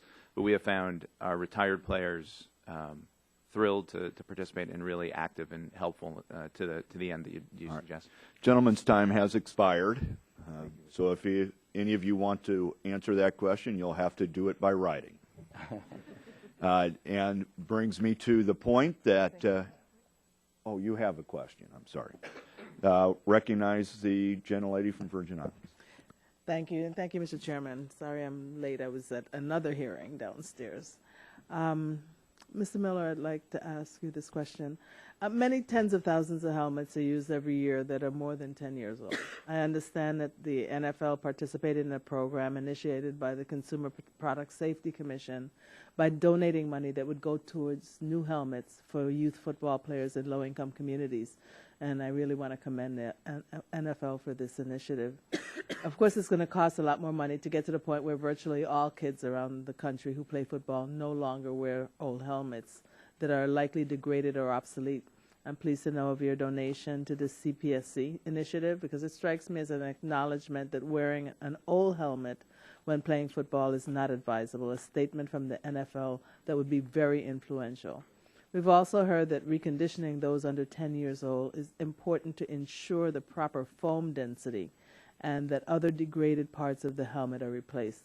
So I wanted to ask you the following questions for a yes or no answer. We realize, I guess that's why I'm sitting in Chairman Dingell's seat.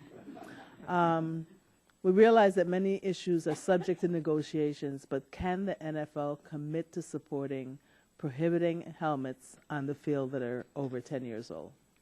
In the youth space? You're talking specifically about youth football prohibiting helmets that are older than 10 years there. I plead not enough familiarity with the issue. I know that there are a couple of states who have taken that step, and we'd be happy to work with you to pursue it. The prime place that, as you mentioned, that we work with in promoting newer or refurbished helmets is with the CPSC or through USA Football, who has a grant program as well. But so the first question is committing to supporting prohibiting helmets on the field that are over 10 years old. Could you commit to supporting a policy position that helmets more than 10 years old present an unacceptable safety risk? That's the position that's taken by most of the helmet industry. If that's the position of the helmet industry, I see no reason why we would have a concern with that. That sounds appropriate. Riddell and Adams strongly recommend that their helmet should be discarded after 10 years. Can the NFL commit to supporting a policy position recommending that helmets be discarded after 10 years? We would certainly support the helmet companies in how they advise people to use their products. We've also heard stories of players using beat-up Lucky college helmets or adjusting their helmets by perhaps removing some padding in the helmets for comfort. Will the NFL commit to support a policy position that all players should wear helmets that are reconditioned properly? Well, all of our players have choices in which helmets they use, as long as they pass the NOCSI, the certification body's standards. And so that's something that's a point of discussion with our Players Association, and players have to use helmets that pass the standard. So and that means that they were reconditioned properly and they had the appropriate padding. Sure. The NFL players' helmets are reconditioned regularly, is my understanding, and our equipment managers work with the players to make sure that their helmets are in good working order. Thank you, Mr. Chairman.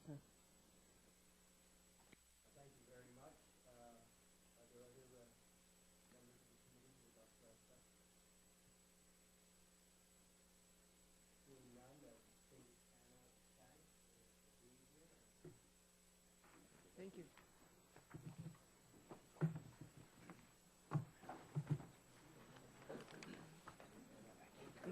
Thanks. Yeah.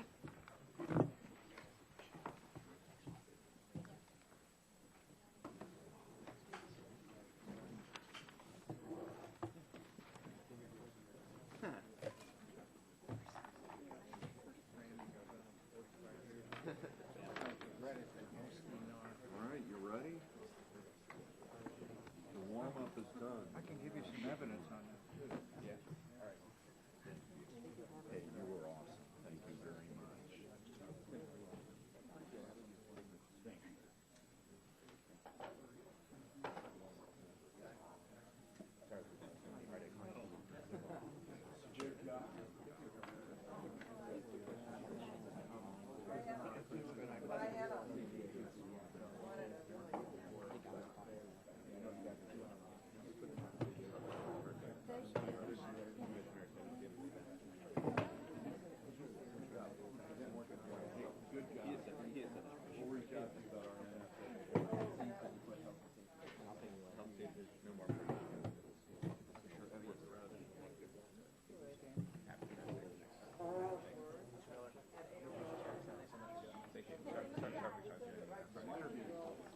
need to grab my bag.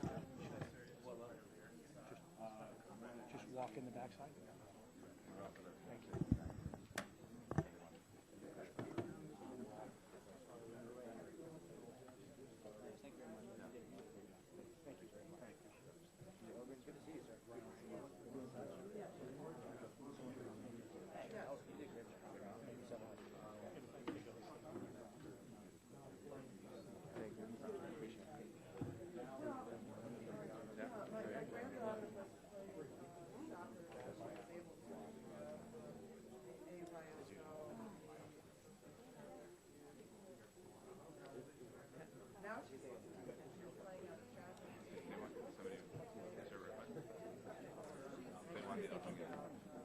If they want me, they can ask it.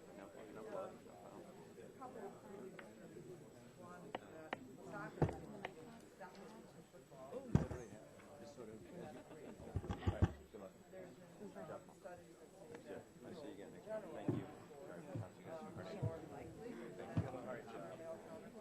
Hey, it's pretty good. Pretty good? I think you're being modest. Oh, this is what I do, so it's all right.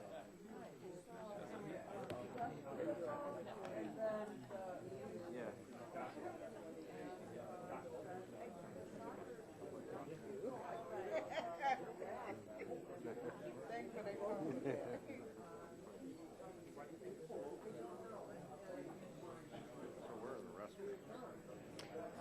You go out to the left.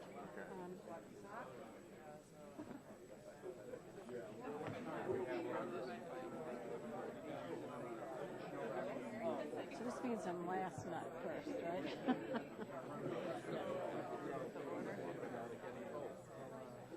Excuse me? Yeah. I hope they do, ladies. Ladies first. I just say let you go first. So she suggested that.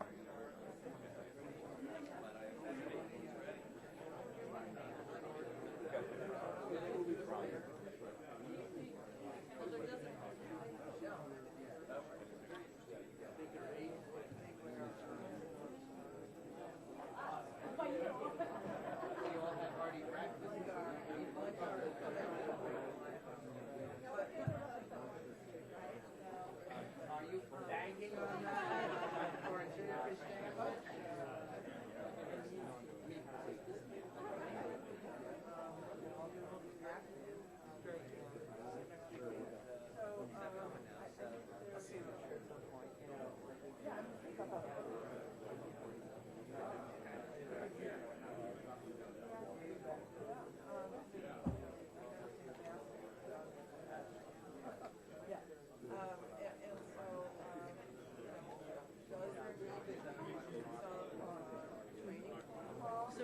So where is the button? It's right here. I don't see. Okay.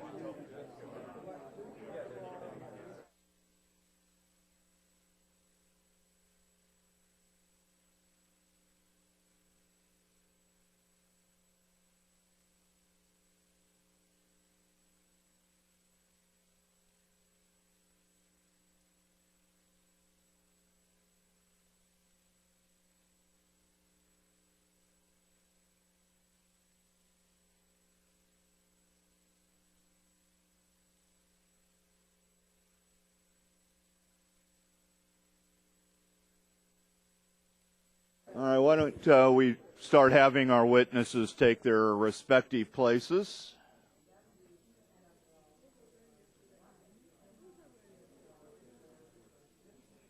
I can't hear.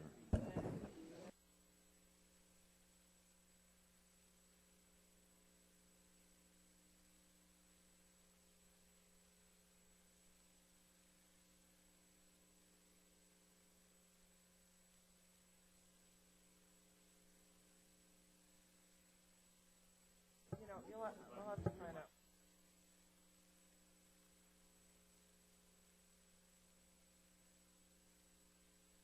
Okay, if we could have everybody take their seats.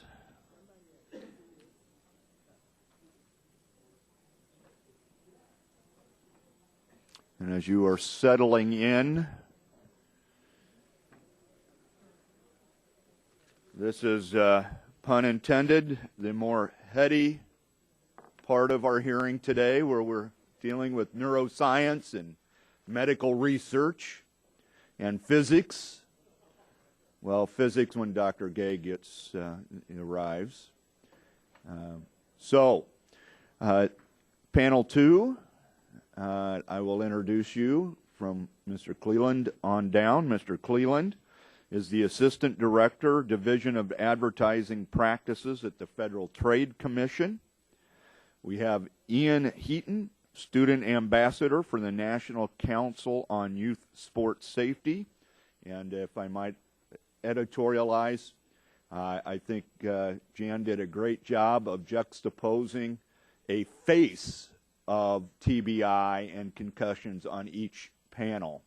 And Ian, as a high school lacrosse player, is that face for the more scientific-based panel. So thank you, Ian, for taking your day away from school. I know how tough it is to be pulled out of school and come testify before Congress, just like a normal high school student.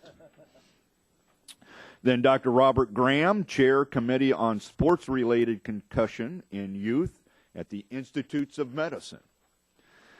Dennis Malfis, Ph.D., Director, Center for Brain Biology and Behavior at the famed University of Nebraska. Then, thank you, Doctor. Then Dr. James Johnston, Assistant Professor, Department of Neurosurgery at the University of Alabama, Birmingham. Star of Screen, Dr. Tim Gay, Ph.D., Professor of Atomic, Molecular, and Optical Physics, University of Nebraska. Gerald Joya, Ph.D., Division of Chief Neuropsychology, Children's Medical Hospital. And not quite up to the level of University of Nebraska, we have the Harvard Medical School. That's just humor. Professor of Psychiatry and Radiology at the Brigham and Women's Hospital, Harvard Medical School. Thank you for being here for a very impressive and esteemed panel of scientists and experts. And Mr. Cleland, we will start. You are now recognized for your 5 minutes.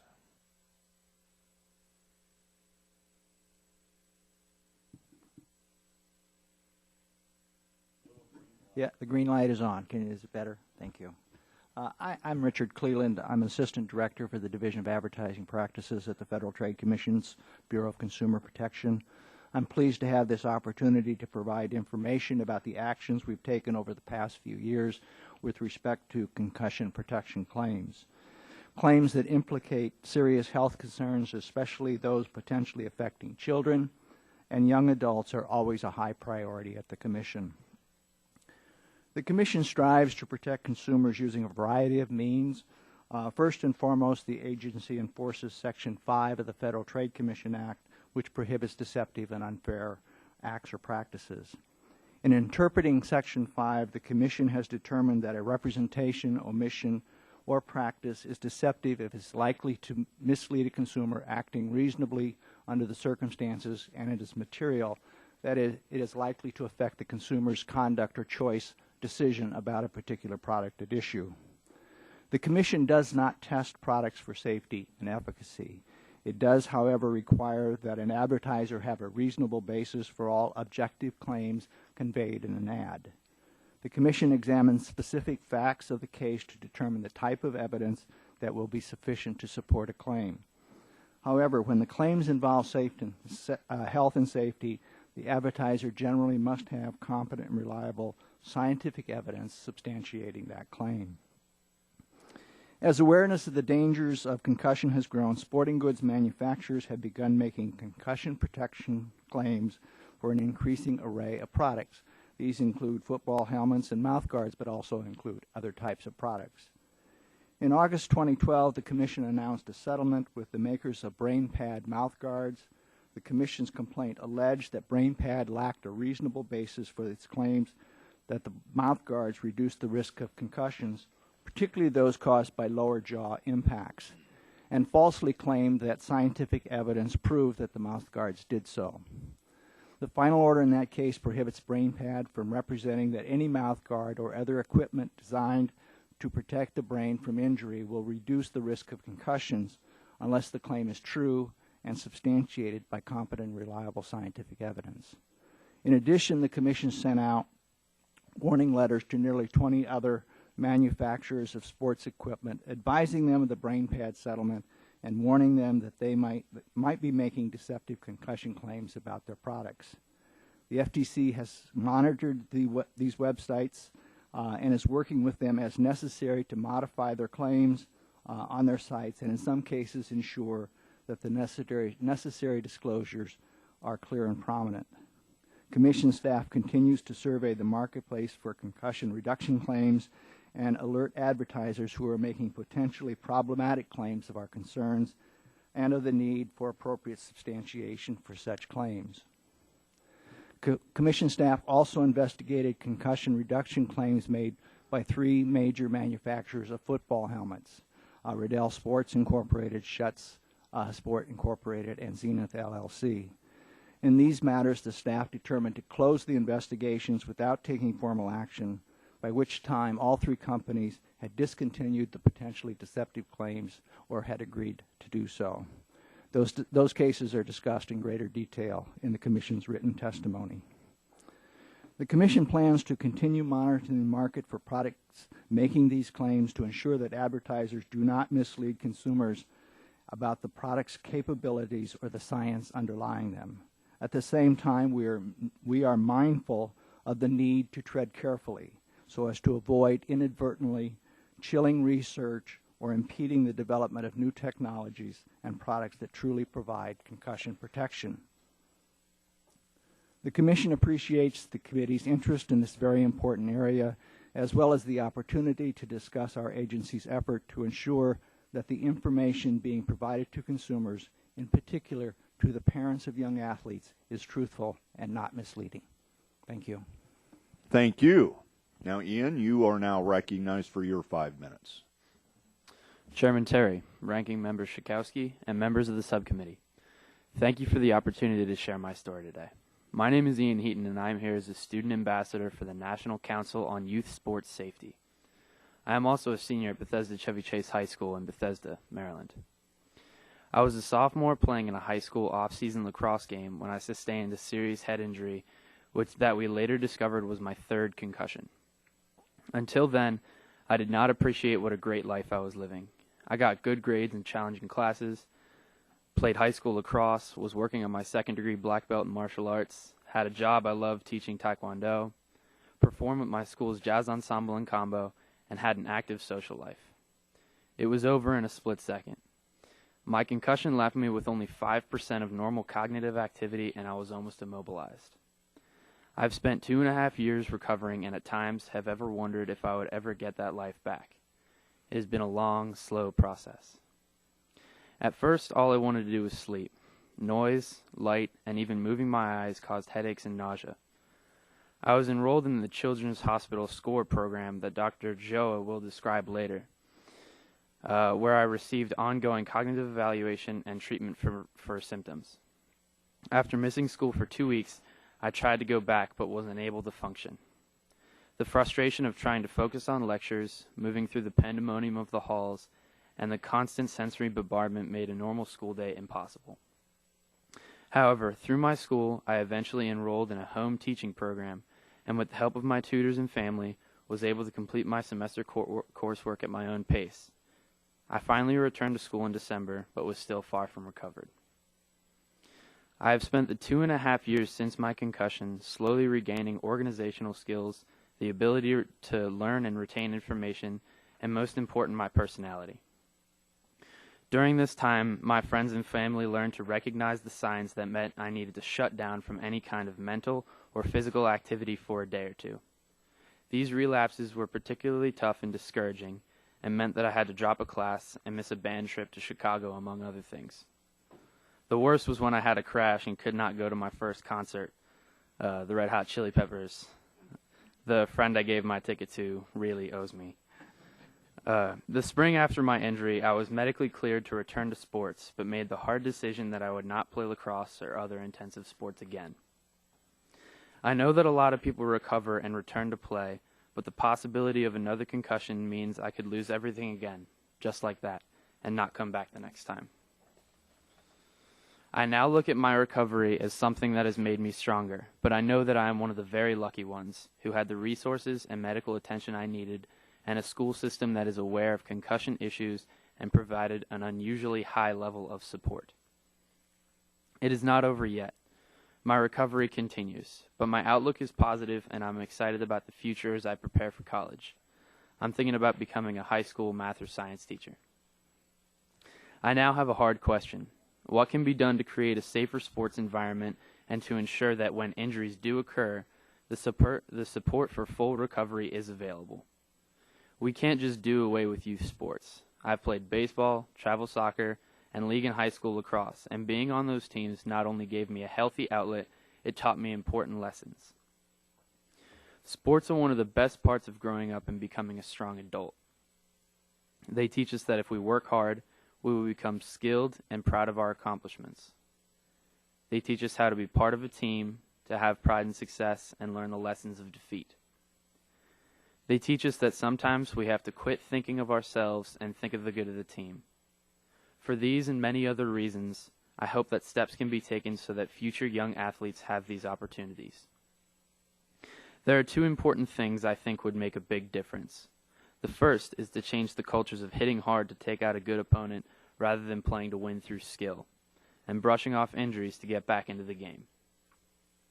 While better equipment may decrease injuries, it is coaches, parents, and players who have to back away from the need to win at all costs, or fear the losing status on the team when out for an injury, to be willing to recover fully before returning to play.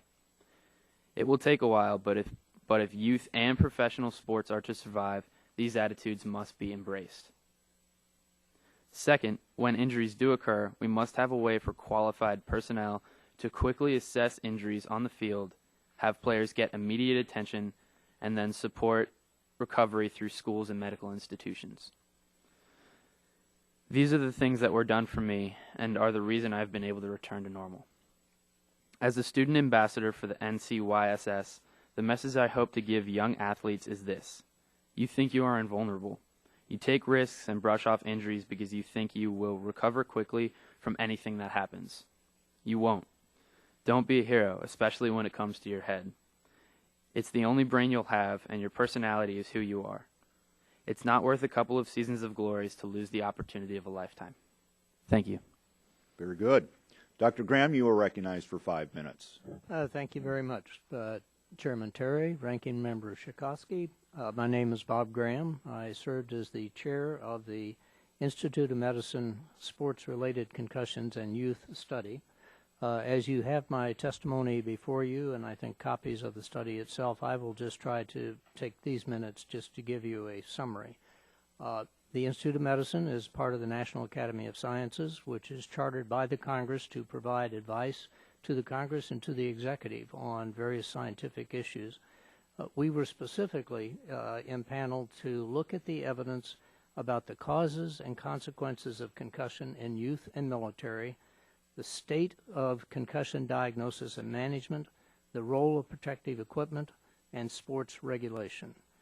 We had 17 members on our committee. We worked in 2013. Dr. Mofis, who will follow me, was a member of that committee. And we came with just 6 recommendations.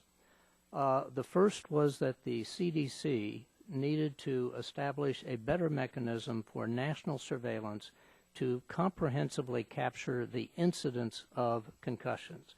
You've heard a number of figures this morning about the concussions in one sport or another. We know what the incidence is where they are measured. We do not know what the incidence is in sports where they are not measured or where they are not more closely watched. We need to have that baseline to really know the degree to which we have a problem, and as we take corrective measures, the success rate that we are having in making an impact on decreasing the incidence of concussions. So, number one, we need better surveillance. We need better epidemiology. Number two, a couple of recommendations related to research. We need the NIH and the DOD to look more specifically at what metrics and markers are for concussions. How do you assess the severity of a concussion? How do you find diagnostically whether or not an individual has had a concussion? Right now, it's largely based upon observation and self-report, but are there some physiologic markers that could be used to give us better documentation that a concussion has actually occurred, perhaps without the individual knowing it or without it being observed? Secondly, we need the NIH and DOD to look at more carefully, longitudinally, at the short and long-term consequences of concussions. We've heard testimony in this panel, prior panel, individuals that have had one or more concussions. What are the long-term sequelae of an individual or multiple concussions? That gives us some sense about not only, again, the epidemiology of the problem that we're dealing with, but what treatment and interventions may be and what rehabilitation may be. Fourth recommendation was to the NCAA and the National Federation of State and High School Associations to look at age-appropriate techniques and roles and playing standards. And again, your first panel talked a little bit about that, mostly at the professional level, but can you change the manner in which the sport is practiced and the rules of engagement in the sport that may decrease the risk of concussion? There was one example from the hockey area where they had changed the level where they allowed body checking and felt that they saw a decrease in concussion. We think that that same sort of examination should take place at the college and the elementary and high school level to see whether or not that can have the same impact. The fifth recommendation had to do with a better study of what the role may be for protective equipment. And again, your first panel talked a lot about that. The committee had a number of questions about that. Our committee found that there was very little evidence that helmets protect against concussions. And there's a lot of data in that, and I think some of the other panelists will be talking about that. You may come away with an equivalence degree in physics this morning. It's a complicated issue, but there are a number of suggestions.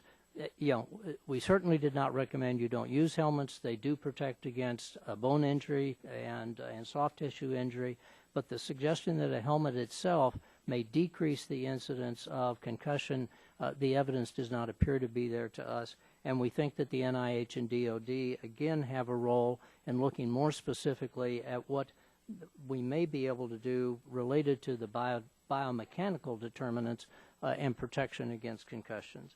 And then our final recommendation had to do with the topic which has come up frequently, and that is changing the culture and the way concussions are viewed. This is a significant injury. Athletes need to be encouraged to report, to take themselves out of the game. Coaches and parents need to be encouraged to say, for your own protection, you need to be removed and give yourself a chance for recovery. Thank you very much. Thank you. And Dr. Malfis, you are recognized for your 5 minutes.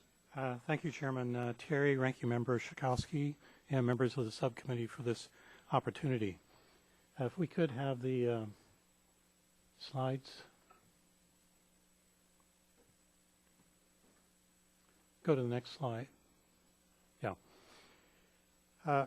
So I think the earlier group talked about a number of, if you can go ahead and put that on PowerPoint, a number of sports where the rate of concussion is particularly high.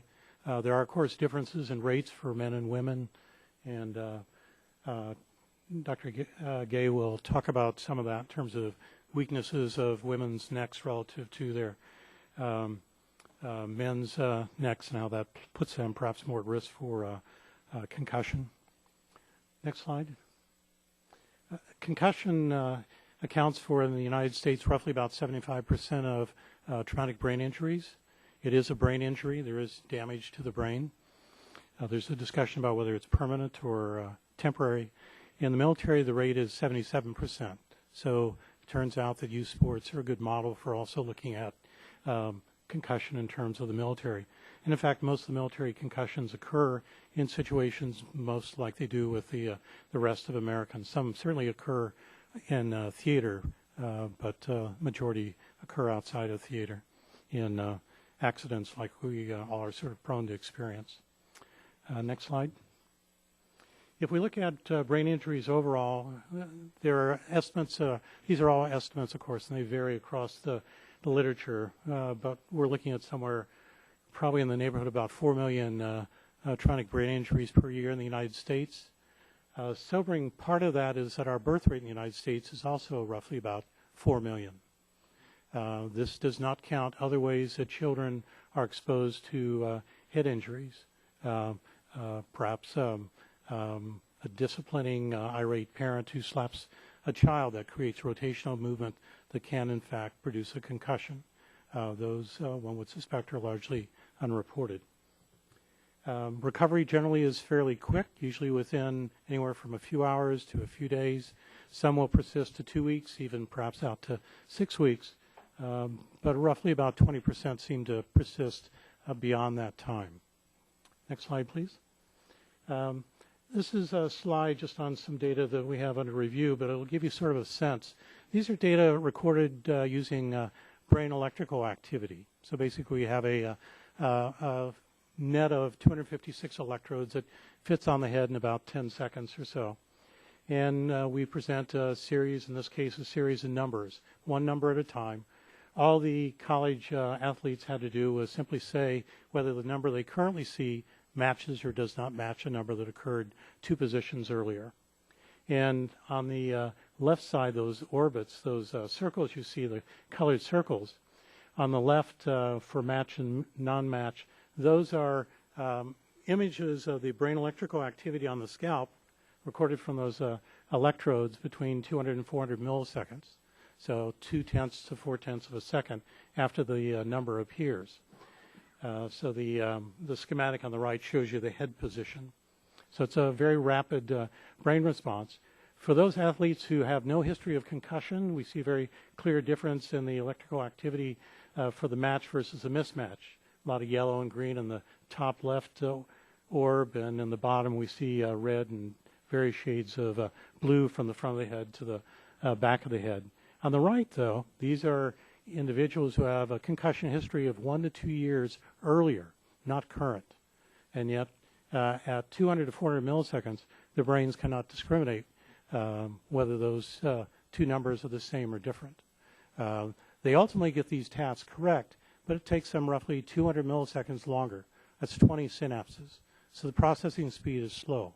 And after 2 years, one might suspect that's a permanent change. Next slide, I think that, yeah, so in terms of critical scientific gaps, some of these redo what Dr. Graham talked about. You know, how does concussion affect the brain in the short and long term? We really don't have much information about that. What's the dose requirement? Dr. Graham talked about that to produce a concussion, post-concussion syndrome, CTE. How can we reliably, objectively detect when the brain is injured and when, importantly, it's fully recovered? We have no ways to do that. Lots of individual differences from one person to the next. We think there are genetic factors involved, but there could also be a concussion history the person may not really think they have. How many of us have bumped our head getting in and out of a car? So we have a quick rotational movement, and that could produce perhaps that concussion. And then how does the brain recover from TBI? And then finally, how we improve and recover, accelerate recovery. We really have no scientific basis for any of our interventions. Thank you. Thank you, Dr. Johnston. You are now recognized for 5 minutes. Chairman Terry, Ranking Member Schakowsky, and members of the committee, thank you for inviting me to testify before you today alongside this illustrious panel about our experience in Alabama. Could you pull the microphone a little closer? Is that better? Is that better? Following our experience in Alabama, following the passage of concussion legislation, as well as the work we are currently doing at the University of Alabama, Birmingham to improve sports safety. As in the state of Nebraska, youth sports and youth football are an extremely important part of our culture, and as a result, we take the safety of our children very seriously as well.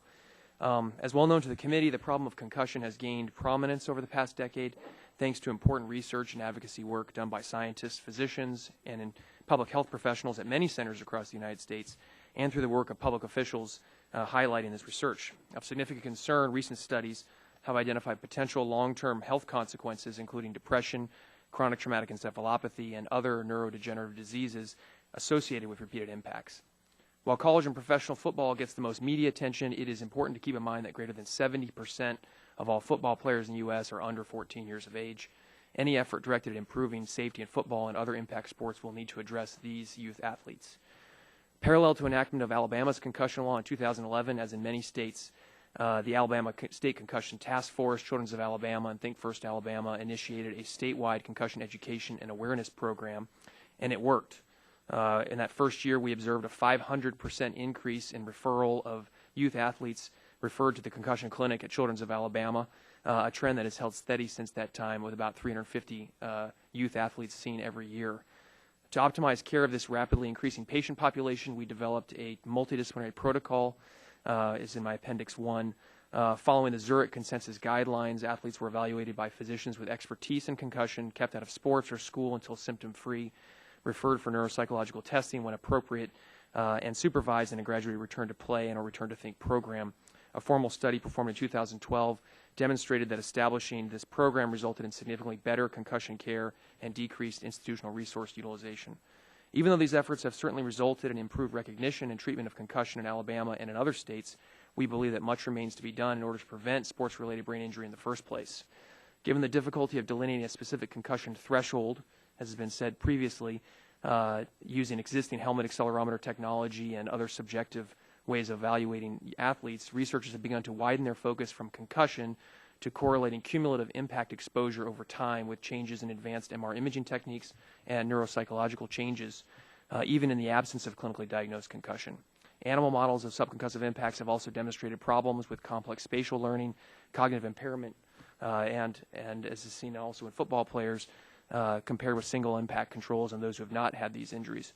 Though definitive conclusions about threshold for impact frequency, hit counts, cannot be drawn from these early studies, it has become clear that subconcussive impacts, that is, those impacts that don't result in concussion, also play a role in cumulative brain injury over time and need to be studied. Recent studies of youth players by researchers at Wake Forest suggest that a significant portion of young players' head impact actually takes place during practices, and the largest impacts happen to take place during those practices, a lot of times doing outdated drills like Oklahoma drill or Bull in the Ring that are supervised by well-meaning but untrained coaches. Emulating top-level collegiate programs, which don't do these practices and these drills, teams like the University of Alabama, Ivy League, and others, the Alabama High School Athletic Association recently published non-binding guidelines to limit full contact hitting practices to twice per week. I believe this type of intervention is complementary to the stuff that USA Football is talking about techniques, not just the techniques of hitting, but also the number of hitting practices per week, as well as what drills are going to be done during practice. Pop Warner has instituted similar guidelines to this, but again, that's a small section. Eliminating the frequency of hitting practices as well as the type of drills would have a large effect on safety, significantly decreasing the cumulative impact exposure for every youth football player in America. It has also become clear that football helmet standards currently defined by the National Operating Committee for Standards in Athletic Equipment must be updated to reflect our improved understanding of the etiologies of concussion. It is clear that both linear impact and rotational acceleration play a role in concussion pathophysiology, and only linear impact is studied by the NOXA system, which was from a skull fracture tolerance model developed in the 1960s. We believe that having multiple a more complete picture of the impacts that are seen in the football field are necessary in order to come up with meaningful standards. In collaboration with the University of Alabama football program engineers at UAB, led by Dean Sicking, previously the University of Nebraska, and the developer of the Safer Barrier for NASCAR and IRL, have recently developed a robust video analysis system to analyze impacts and then recreate them in a purpose-built lab.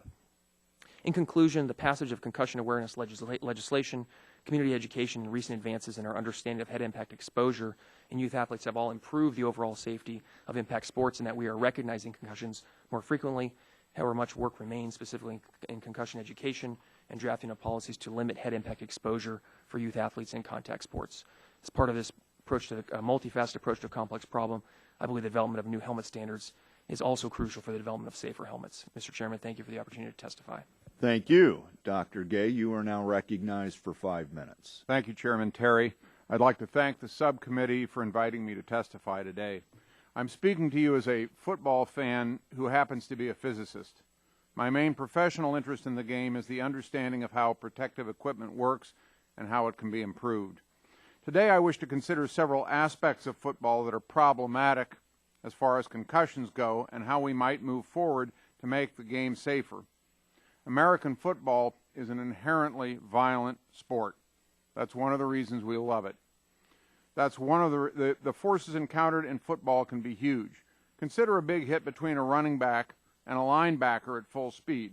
We can show, using Newton's second law, that the force each player exerts on the other exceeds 3/4 of a ton. This is why football is called a contact sport. Two players who collide at full speed, helmet to helmet, are experiencing the same force to their heads that one of them would feel if he had a 16-pound bowling ball dropped on his helmet from a height of 8 feet. Medical knowledge of concussions is in its infancy, but we know one thing for sure: forces to the head and neck cause concussions, and we've just heard how big these forces can be. Here's another problem: they're getting bigger. Since 1920, the average weight of pro linemen has increased almost 60% to just over 300 pounds. At the same time, these players have gotten about 10% faster. Combining the factors of speed and mass to calculate kinetic energy, the energy available to cause injury, we find that the amount of energy dumped into the pit at the line of scrimmage on any given play has almost doubled since 1920. In exact opposition to this trend is the fact that players are shedding their protective gear. Thigh and knee pads that used to be centimeters thick now bear a remarkable resemblance to teacup doilies. Horse collars, popular with linemen of my generation, have gone the way of the flying wedge. Modern football helmets are technological marvels, but players choose them not for their collision cushioning ability, but for how cool they look. Another problem is the poor state of our medical knowledge. While I'm not competent to explain these issues, I think it's safe to say that a room full of head trauma physicians will not agree on the details of what concussions are or what causes them. This means that the diagnosis and treatment of concussions has a long way to go. As our understanding of these issues improve, we may find that injury rates due to the increasing energy of the game and the wholesale shedding of equipment have increased faster than we thought. Finally, football is big business, especially at the college and professional levels. When monetary forces manifest themselves as they do in, for example, bounty programs and illegal doping to improve performance, the game becomes more dangerous. What are the solutions? We need better equipment, but this can get tricky. For example, it's apparent that adding more energy-absorbing foam to the outside of a helmet will lower the force delivered to a player's skull. This has been tried in the past. The problem is that the added padding increases the helmet diameter as well as its coefficient of friction, meaning that the opposing player can exert a lot more torque on your head. Nonetheless, several companies today are proposing the same basic padding idea for youth football, for whose players the risk of collisions to the head is almost certainly greater. The use of the STAR system for rating helmets and the HIT system for monitoring collisions to a player's head represent important first steps toward improving football safety. For a variety of reasons that disregard player safety, they're largely ignored. Our understanding of the physiological and epidemiological issues related to concussions must be improved.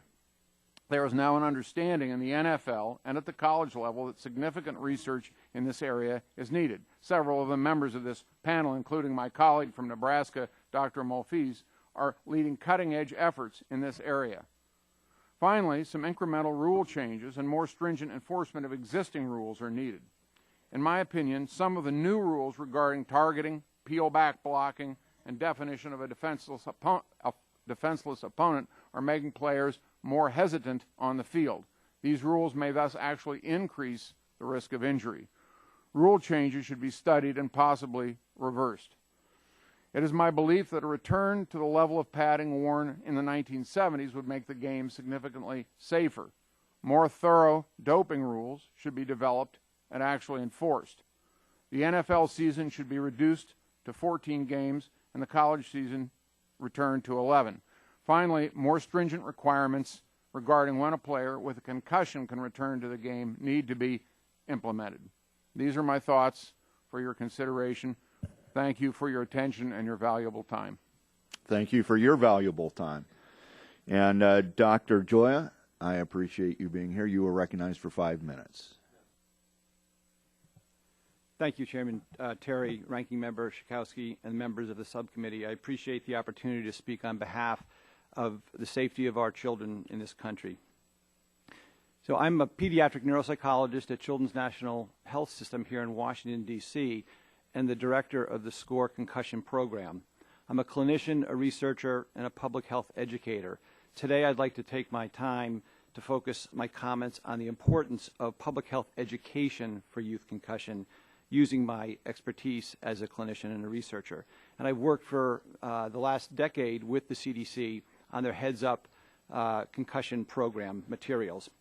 We all know, and I think Ian said it just perfectly, that sports and recreation provide important developmental opportunities to enrich the lives of our youth. They teach life lessons.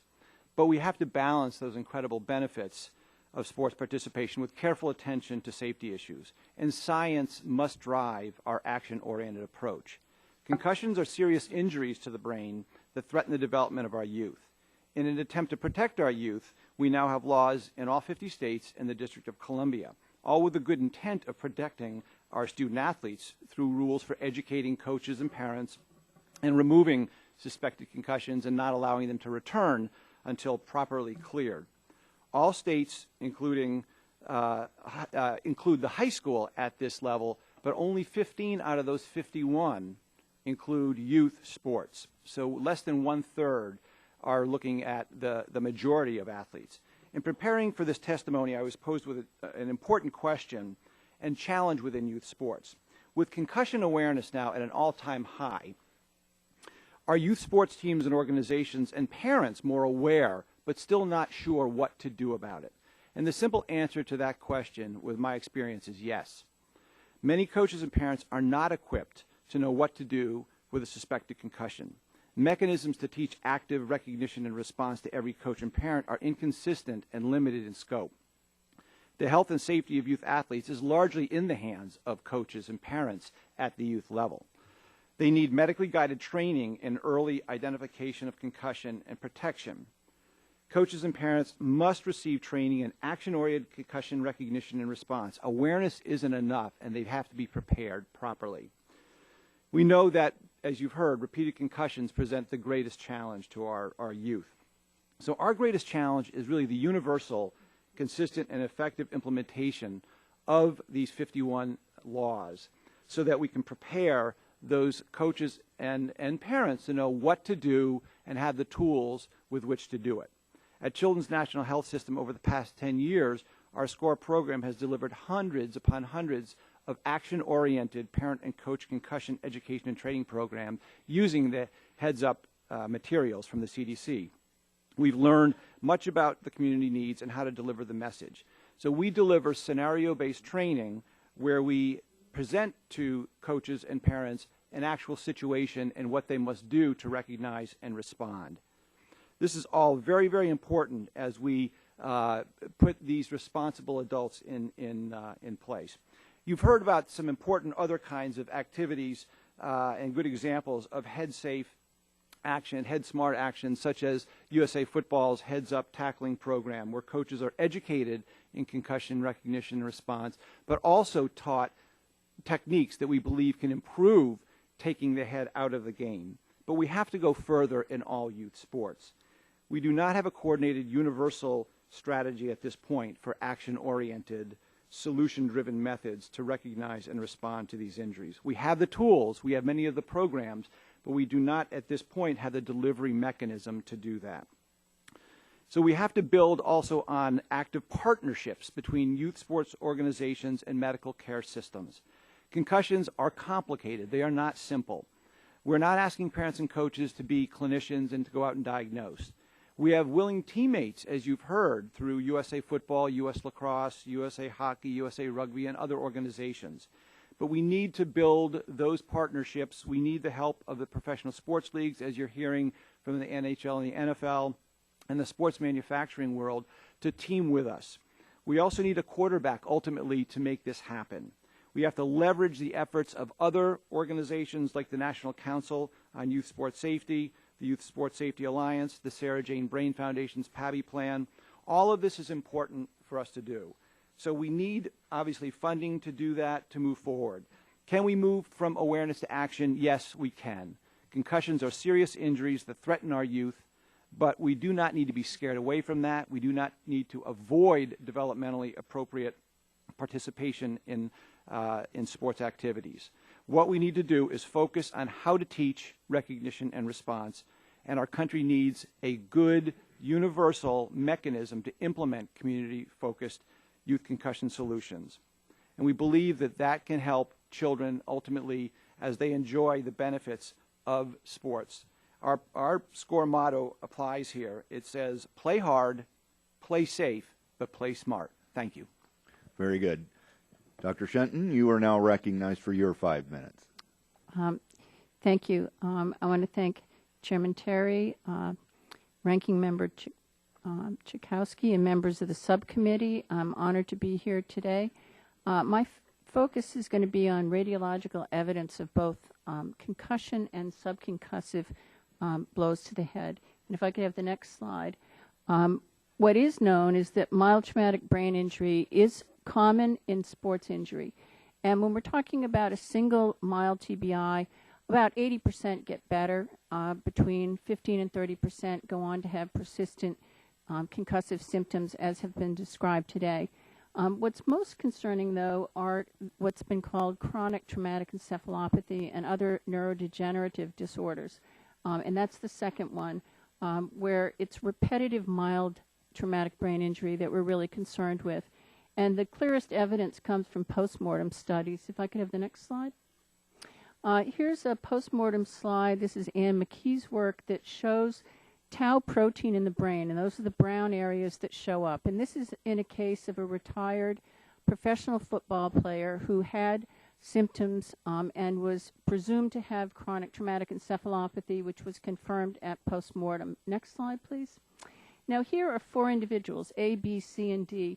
What's interesting here, and this is work by Goldstein, it shows that blast injury and repetitive brain trauma look the same at postmortem. So we have a military person at 45 with 1 closed-range blast injury, a 34-year-old with 2 blast injuries, an amateur football player at the age of 18 with repetitive concussions, and then a 21-year-old with subconcussive blows to the head only.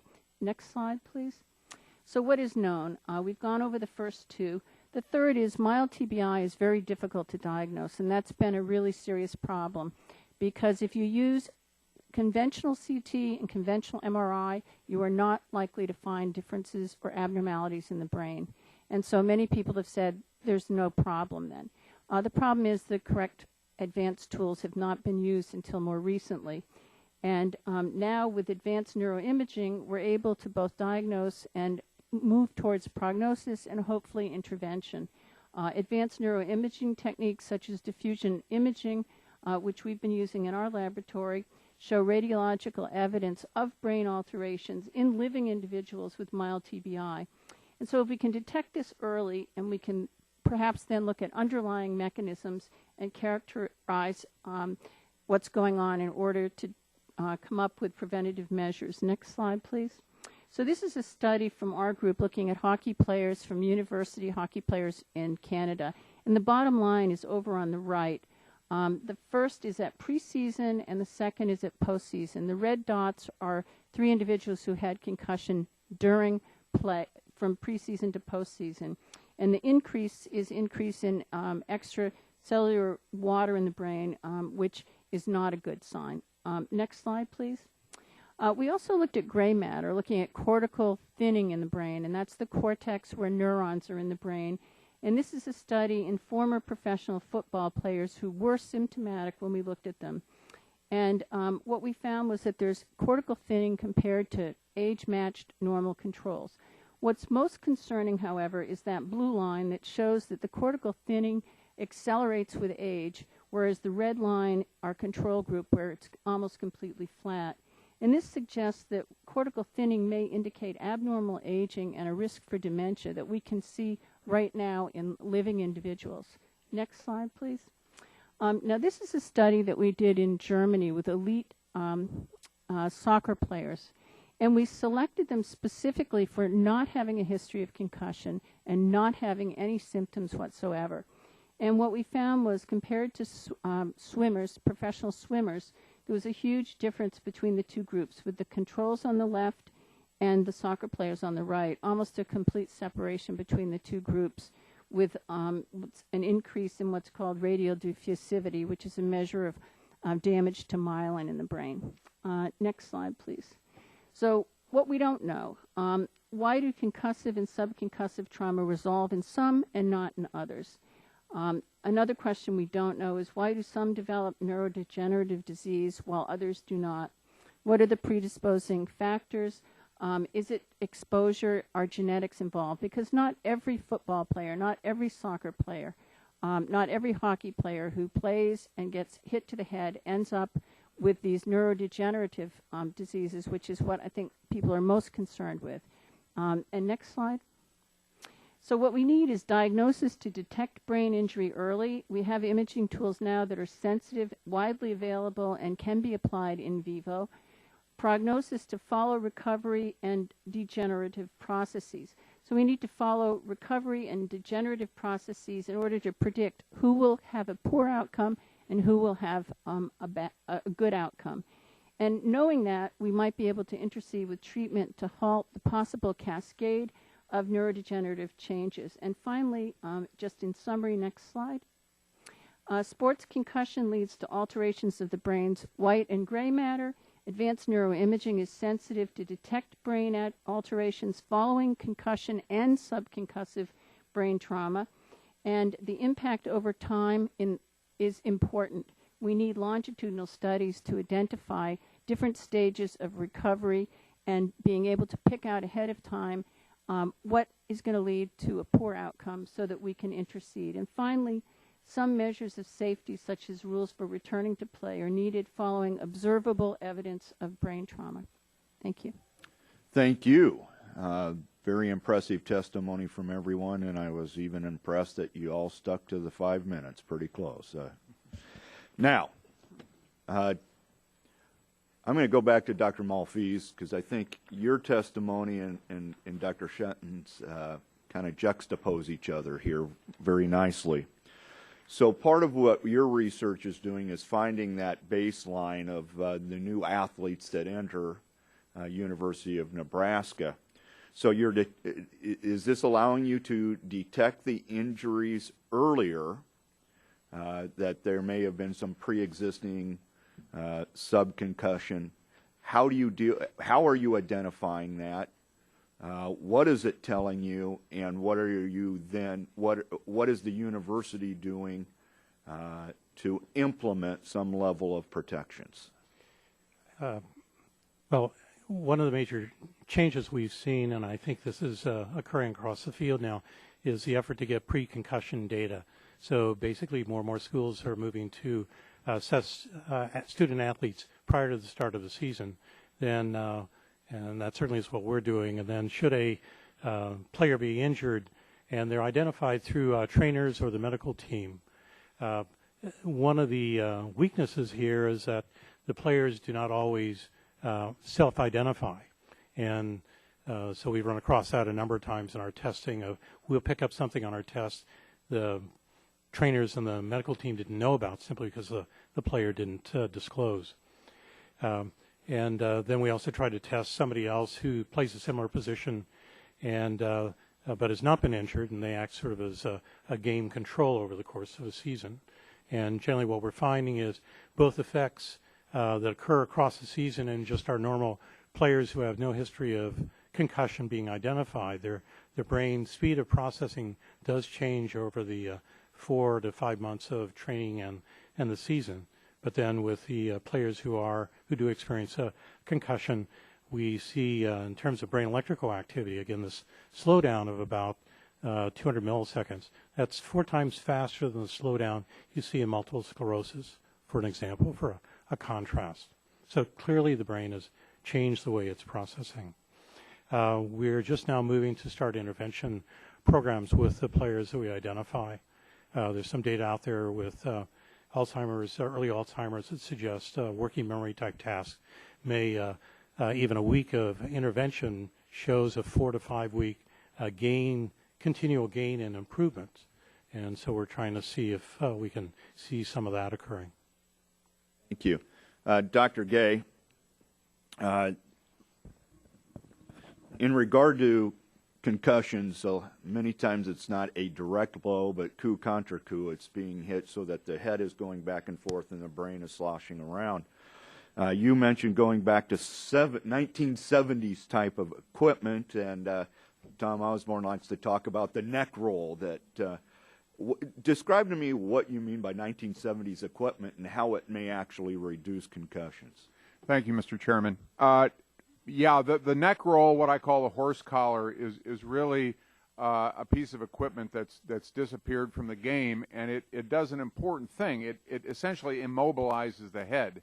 So if concussions are concurred by the rattling of the brain back and forth, especially from a blow to the side, the horse collar will substantially damp that down. To my knowledge, there are no epidemiological studies of that being effective, but I just can't. My personal opinion, even though I'm largely ignorant of medical science, is that if you immobilize the head, that's going to solve a lot of the problems, especially with these rotational hits. Yeah. Dr. Graham, does that make sense? I think whether or not the horse collar would have that effect, I don't know. And of course, our committee was based purely on science and reviewing the literature. But I think the principle is you want to find ways to minimize the linear and rotational forces that come into effect with a blow to the head. And whether you can do that by equipment, whether you can do that by change in play, that's what you have to do to decrease the evidence of the incidence of concussion. Thank you. I only have 11 seconds left, so I'll yield back and recognize the ranking member, Ms. Schakowsky. In addition to the science, so much talk has been about culture, and it seems to me that is very important. So a change in the culture means not only managing head injuries when they occur, but also encouraging safer play to reduce the risk of head injuries. So, Mr. Heaton, you spoke about the need to change the, quoting from your testimony, the win at all costs attitude among players and coaches. What would you tell teens to help them change that attitude, both within themselves and teammates, and perhaps more challenging in coaches? Thank you.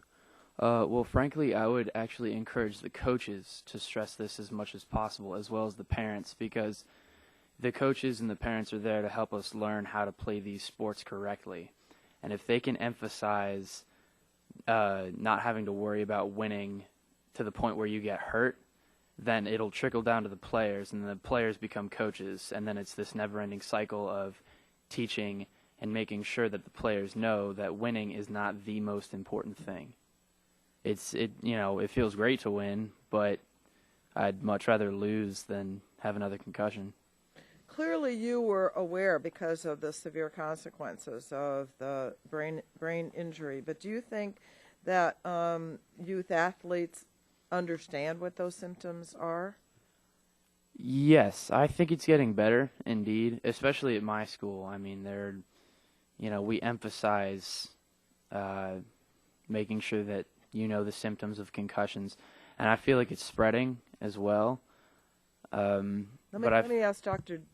Joya that, too. Okay. Yeah, Certainly at this point, the education programs are also being directed toward the athletes. And quite honestly, about 5 years ago, maybe 6 years ago, there was a study that showed that that was the #1 reason why athletes were not coming out of the game, because they didn't know how to tie together the symptomatology. It wasn't simply that they didn't want to lose playing time, but they didn't know what they were dealing with in themselves.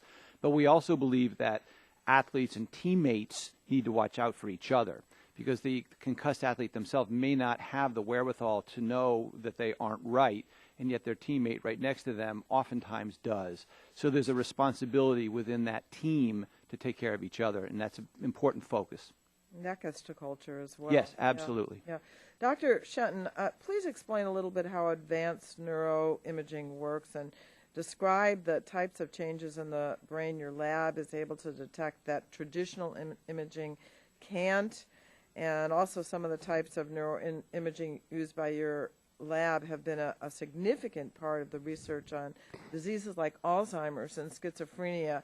Why are the same imaging techniques appropriate for research on these diseases and research on sports-related brain? Okay, I have a slide, which is just at the end of my slides, that just explains in one slide diffusion imaging, which I think would help out here. The one slide I really didn't understand was it comparing swimmers with the soccer players, but I was going to go through and just show you why diffuse axonal injury is important, because the injury that happens in the impact to the brain is generally a stretching of the cables in the brain, which is really the white matter.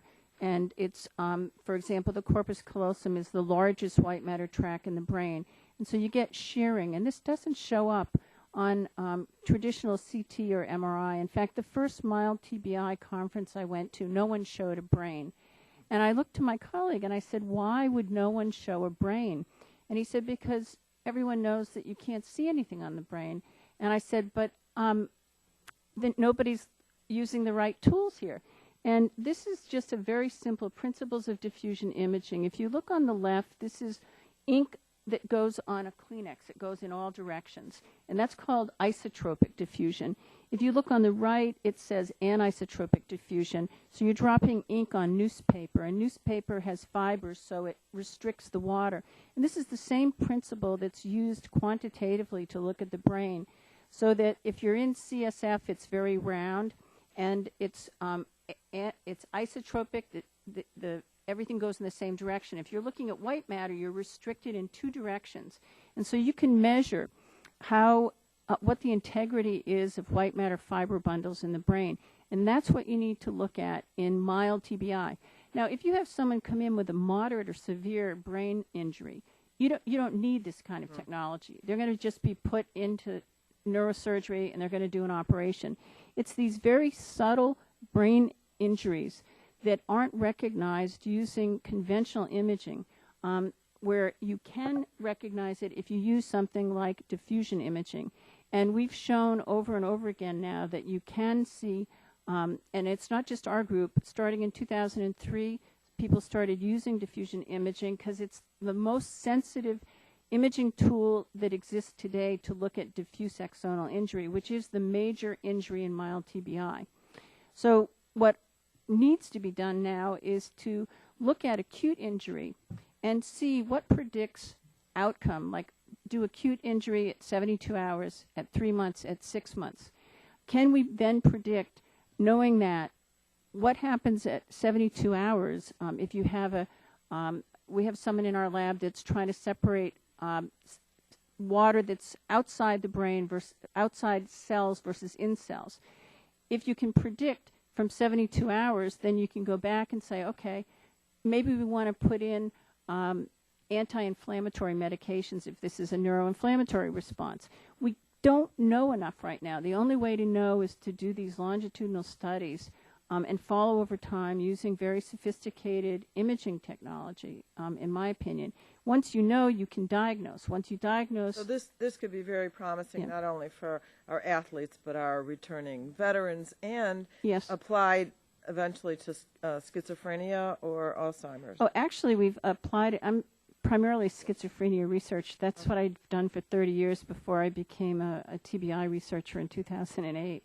And we have a measure called free water based on imaging, this kind of imaging, that shows that early on at the very first episode of schizophrenia, you see fluid around all of the brain that's free water. It's like the isotropic. But in just the frontal lobe, you see it more restricted to tissue, inside tissue. And this is a brand new technique that was developed by a Fulbright scholar that's in our lab from Israel. Okay, so, I'm going to have to say Anyway. thank you because it's very promising. 2.5 Thank you. Yes, thank you. Gentleman from New Jersey is recognized. Thank you, Mr. Chairman. Dr. Johnston, you stated that many sports-related concussions still go undiagnosed, and I'd like to know why, in your opinion, that is the case, and how can we improve that in our state laws, and also the involvement of coaches and players and PTAs, areas where we need to have improvement. Thank you for the question. I think I would echo what has been said by others on the panel. It's on. It's on. Sorry. I would echo what's been said by others on the panel, that I think that a lot of it has to do with recognition. Obviously, people are very good at recognizing when someone gets knocked out on the field, but of course that's a very small percentage of all concussions. And I think that as our understanding of all the various symptoms that can go with concussion have arisen, it becomes incumbent upon us to improve the quality of the education that we give to our coaches, players, trainers, officials about the symptoms of concussion. I think that that's the main reason. My sense is that in general the culture, at least speaking for the state of Alabama, that all the coaches that I have come into contact are believers. They're not, purposefully hiding, kids and putting them back in knowing they have concussions. But I think that sometimes it's hard to recognize, especially when young athletes don't tell you how they're feeling, and other issues, which I guess were brought up with the importance of teammates being involved with diagnosing these players so they can be pulled and appropriately evaluated. How close, in your opinion, are we to a better design for helmets?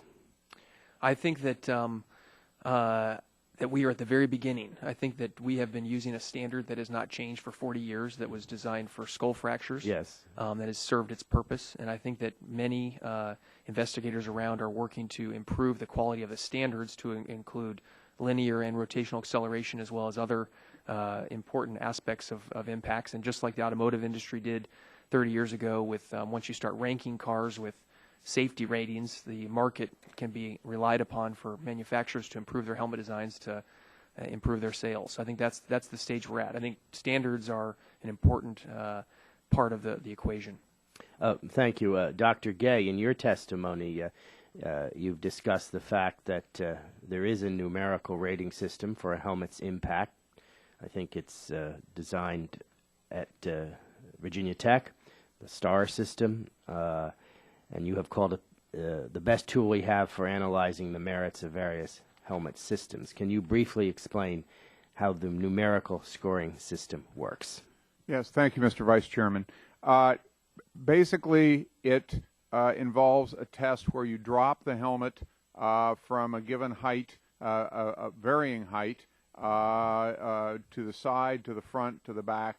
It tries to simulate the kinds of impacts that a football player would actually experience, and numerical scores are given to the maximum acceleration that the Noxie head inside the helmet feels for these given drops, based on a, in my opinion, fairly crude initial model of what causes concussions. There is no effect to take into account rotation. There is no effect of temperature, and in my opinion, the reproducibility is not as good as one would like, having tried to do examples of these kinds of tests in groups that I've been involved with. So I think it's a good first start. It's the best we have right now. I think it needs to be paid attention to, but there's a lot of room for improvement. Thank you, Dr. Gay. And finally, Ian, how old are you and what grade are you in? I'm 18 and I'm a senior. And does that mean you'll be going off to college in the autumn? Yes, And I will. do you know yet where you will be attending college? I'm going to Elon University in North Carolina. In North Carolina. My congratulations to you and my condolences to your parents on the cost of higher education in this country. It's a great school. I have a goddaughter who is a freshman there. That means she's a little older than you, but I'll be happy to introduce you to her. And let me say I am very proud of your testimony, and I could not have done what you have just done when I was 17 or 18. And certainly I think the nation has benefited by your outstanding testimony. Thank you. Thank you. Gentleman from Mississippi, you are now recognized for 5 minutes. Thank you, Mr. Chairman, and thank each of you for being here and sharing your expertise on what is a topic that we're really just, I think, only really learning about, as it's been in the news for several years, but it is, I think, coming to the forefront, and your work and your information, your testimony on the record here today, I think will be beneficial to us. As a parent of a 24-year-old young man with Fragile X syndrome, I particularly appreciate the work that you do at the Children's Hospital, you, Dr. Joya, you, Dr. Johnston. But this is, in preparation for this, I had some discussion with some parents back home, and the interesting discussion is I had several friends who have daughters playing youth soccer, and a number of them reported an increase in the number of concussions suffered by young ladies playing youth soccer. You know, we seemed in the news to always associate it with NFL and helmet-to-helmet contact and concussions and things that we see on the field of play. But it appears in everything we do in life, every sporting event, there's that danger and that risk. That's why I think what you're doing with the Think First Alabama, Dr. Johnson, is the preventive part of it is how do we educate our players and coaches, parents, and perhaps using the teammate approach, it may be the safest thing may be to have the backup position player be the one to report for the first teamer when they need to come out. You know, that might get them off the field. But thank each of you for your work. And Dr. Johnston, educate us a little bit on what is a subconcussive impact. What does that mean? And how important is that when addressing concussion diagnoses? And should subconcussive impacts affect rules of game and play, and if so, how? So I think that the definition of a subconcussive impact would be all those other, the 99.9% of impacts that happen that don't result in a concussion, meaning a diagnosed concussion. And as has been pointed out previously, the rub with concussion is the diagnosis part. If you look at some of our historical studies about rates of concussion in different sports, it's very variable, and a lot of that has to do with who's diagnosing it and males versus females, whether or not men are more likely to report or less likely to report symptoms. But I think that's a subconcussive impact is all those other impacts that have found more and more information with the important imaging that's been done in Boston and other places, that even these subconcussive impacts have results in terms of anatomic, structural changes in the brain over time. So I think that the subconcussive impact needs to be addressed in terms of lessening the overall cumulative impact load that every player has. Football is kind of the most obvious thing in terms of player practices and how many practices a week children should be able to do hitting and whatnot. But I think that has applications for all sports. Okay, thank you. Dr. Multifaceted, if I could ask you a question, just for clarification first, if I could ask, the 77% of military, yes. that figure, is that how many of TBI cases have suffered concussions, or is that 77% of all military? I wasn't quite That's clear. of traumatic brain injuries, Okay. 77% are concussions, mild TBIs. I got you. Okay, and can you tell us more about the sideline imaging work that you're doing? Is this practical? Is this something that we can expect to see rolled out to sidelines across America to diagnose our athletes, and perhaps how about onto battlefields to diagnose our warriors? I think it's very possible. We've actually already published a paper just this last year in 2013 where we took one of our EEG systems and recorded on the sideline of a field. The biggest challenge for us in making it practical is to get the processing time down. Okay. At this point, it takes us an hour. If we can get it down to 5 minutes, then I think we can sell it to the coaches, because they're the ones really that are going to determine. And I guess at this point, given all the other issues, the common tests are used right now are like the SCAT-3 and the IMPACT, which are some neuropsych assessment tools, sort of questions to the player, and they have to reflect, and they may be a little foggy because of the concussion. But these tests don't have any predictability or reliability after 2 days post-injury. That's our big problem. It doesn't predict recovery time, it doesn't predict the severity of the injury, and so on. So these biomarkers that we all are talking about are really the critical things that we're hoping are going to be much more reliable, more predictive. Thank you very much, and thank each of you for being here, and I yield back. Thank you. And generally this would end, but we all have so many questions, we're actually going to do a second round. And plus, the bells aren't going to go off for at least another 7 minutes. And Jan does have a conflict, and she has given us approval that she's going to leave, but she trusts us to ask legitimate questions of you. But let me just really thank this panel, the previous panel as well, but the intensity now of the scientific research and then its application to the playing field and actually so many other fields. I really want to thank you for telling us what's going on. And I also did want to thank Ian Heaton for coming here today. I think it's important to have people like Brianna and Ian to tell their stories and give us a face to the importance of this. I want to thank the FTC too for making sure that false claims aren't made. But this is so important, so appreciated. And then we'll have to figure out where it leads us, but it certainly has informed us. Thank you. I would agree with every word of that. This is a question to you, Dr. Malfeas, and Dr. Shenton. And it dovetails into what the gentleman from Mississippi was talking about as well. But are the symptoms of a concussion or TBI uniform enough so that it's possible for early detection or developing a checklist for a coach or a parent to be used, by non-medical? We'll start with you, Dr. Shin. No. Well, that was easy. The symptoms overlap with depression and PTSD, and that's been a real problem. In fact, there was a paper published in the New England Journal of Medicine that said when you remove the effects of depression and you remove the effects of PTSD, mild TBI doesn't exist. And that's a real disservice. And it used to be that people would claim that when people came in complaining that they still had symptoms from hitting their head, since there was no evidence from conventional MRI or conventional CT, they said, go see a psychiatrist.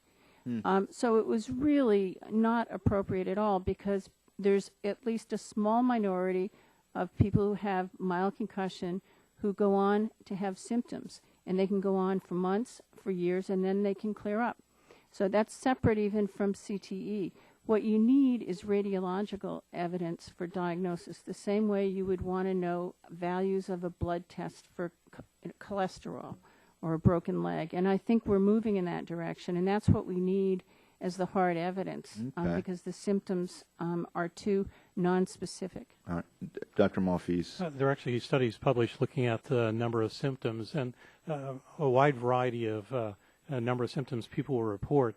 There's no data that indicates whether somebody reports lots of symptoms versus a few symptoms, that has any relation to how long they're going to recover, how serious the injury is, how great the impairment is, unfortunately. So can we get to the point where a 7th grade coach, the 7th grader takes a big hit, that there's a checklist per se that the coach could use to determine if that kid should go back into the game? Well, I think in general, there certainly are guidelines out by the CDC and others that list concussion symptoms. And so I think the general bias at this point is if the individual reports any of these symptoms, that they should be polled. Because we do know that if there is data to indicate that if you do have a concussion and then you start playing again before the symptoms resolve, the likelihood of even death is much greater. Not to mention further significant concussion that's going to take longer to recover. All right. So this one's for Dr. Johnston and Dr. Joya. One of the debates that's occurring in the state of Nebraska right now is you have a child or a high school student or that suffers a concussion during a game. So it's been diagnosed. What do you do next? Right now, the thought is you keep them home or her home, dark, no electronics. That's kind of the norm. There's a discussion whether that's appropriate or not, or to what length. What do you know? What would you recommend? Well, I will tell you about how we handle things in Alabama, and I think a lot of what we do is based on the CDC guidelines and the Zurich guidelines, which is that once an athlete is diagnosed, they are removed from the field of play, and then they are evaluated. We use the SCAT, which is a sports concussion assessment tool, which is a sideline based assessment. We also use it afterwards as well. It has kind of a quick mini inventory of neurological exam and neurocognitive function. And then when children have symptoms that persist, obviously they don't return to any sort of play or even an escalation of activity until their symptoms have completely resolved. And then those children who have persistent symptoms lasting beyond the 1 to 2 weeks are then referred to neuropsychologists like Dr. Joa and our traumatic brain injury program. So I guess I would defer to you. You recommend, Dr. Joya? Yeah, this is a big question at this point. This really comes to what's the best treatment for this injury. And let me just say the field is moving on this one. And the recommendations that we make, and I've written several recent papers on this, is that in that acute stage of symptoms, probably the first few days, maybe for some a little bit longer if there's a more severe number of symptoms, is that they really reduce their activity, cognitive and physical. But what you want to be doing, though, is start to increase that activity over time. So we don't black box kids until they're asymptomatic. That has a lot of likely negative effects on kids, obviously being removed. So what we do is we initially shut them down, restrict them, then we gradually start to bring them back into school and into physical activity. But that has to be individualized based, again, on the severity of that symptom presentation. And that's where we are right now. We need a whole lot of research to really help validate that. Thank you. And Mr. Lance? No question. Gentleman from Missouri gets to ask another question. Mississippi. Yeah, I thought you were Billy Long. Oh, that hurt. That hurt. Thank you, Mr. Chairman, and a couple of questions that I would have.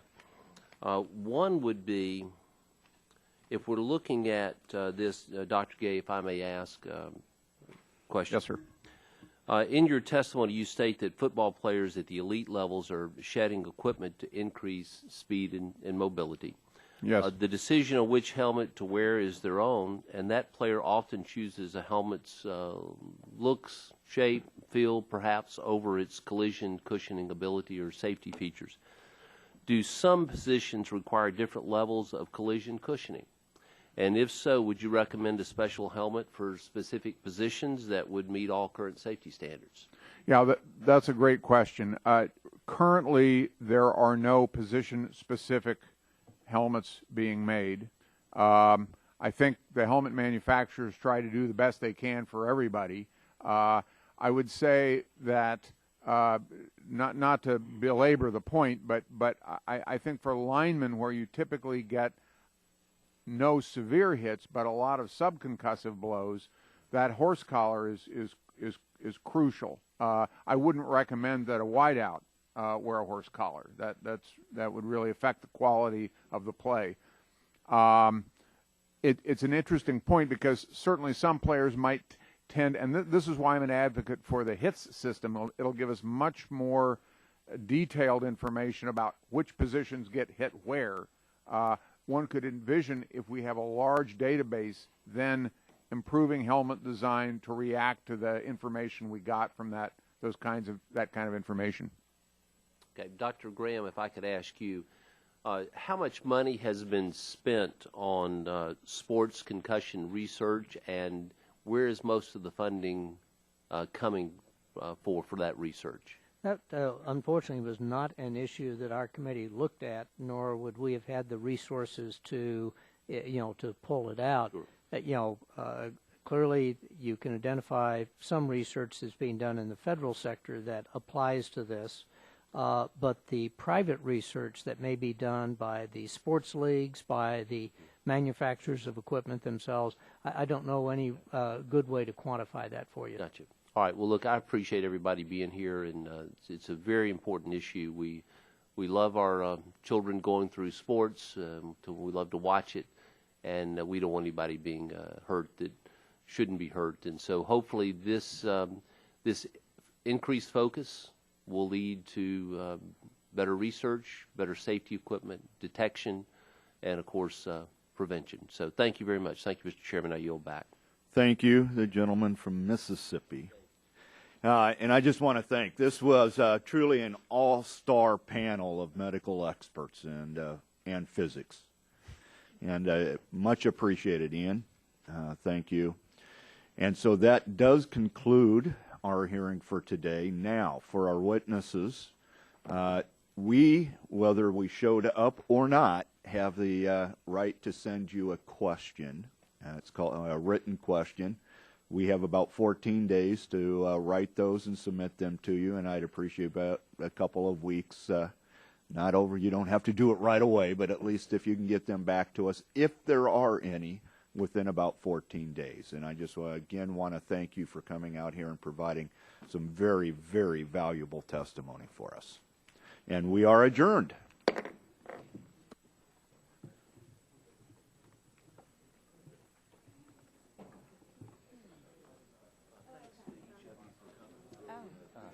Thank you.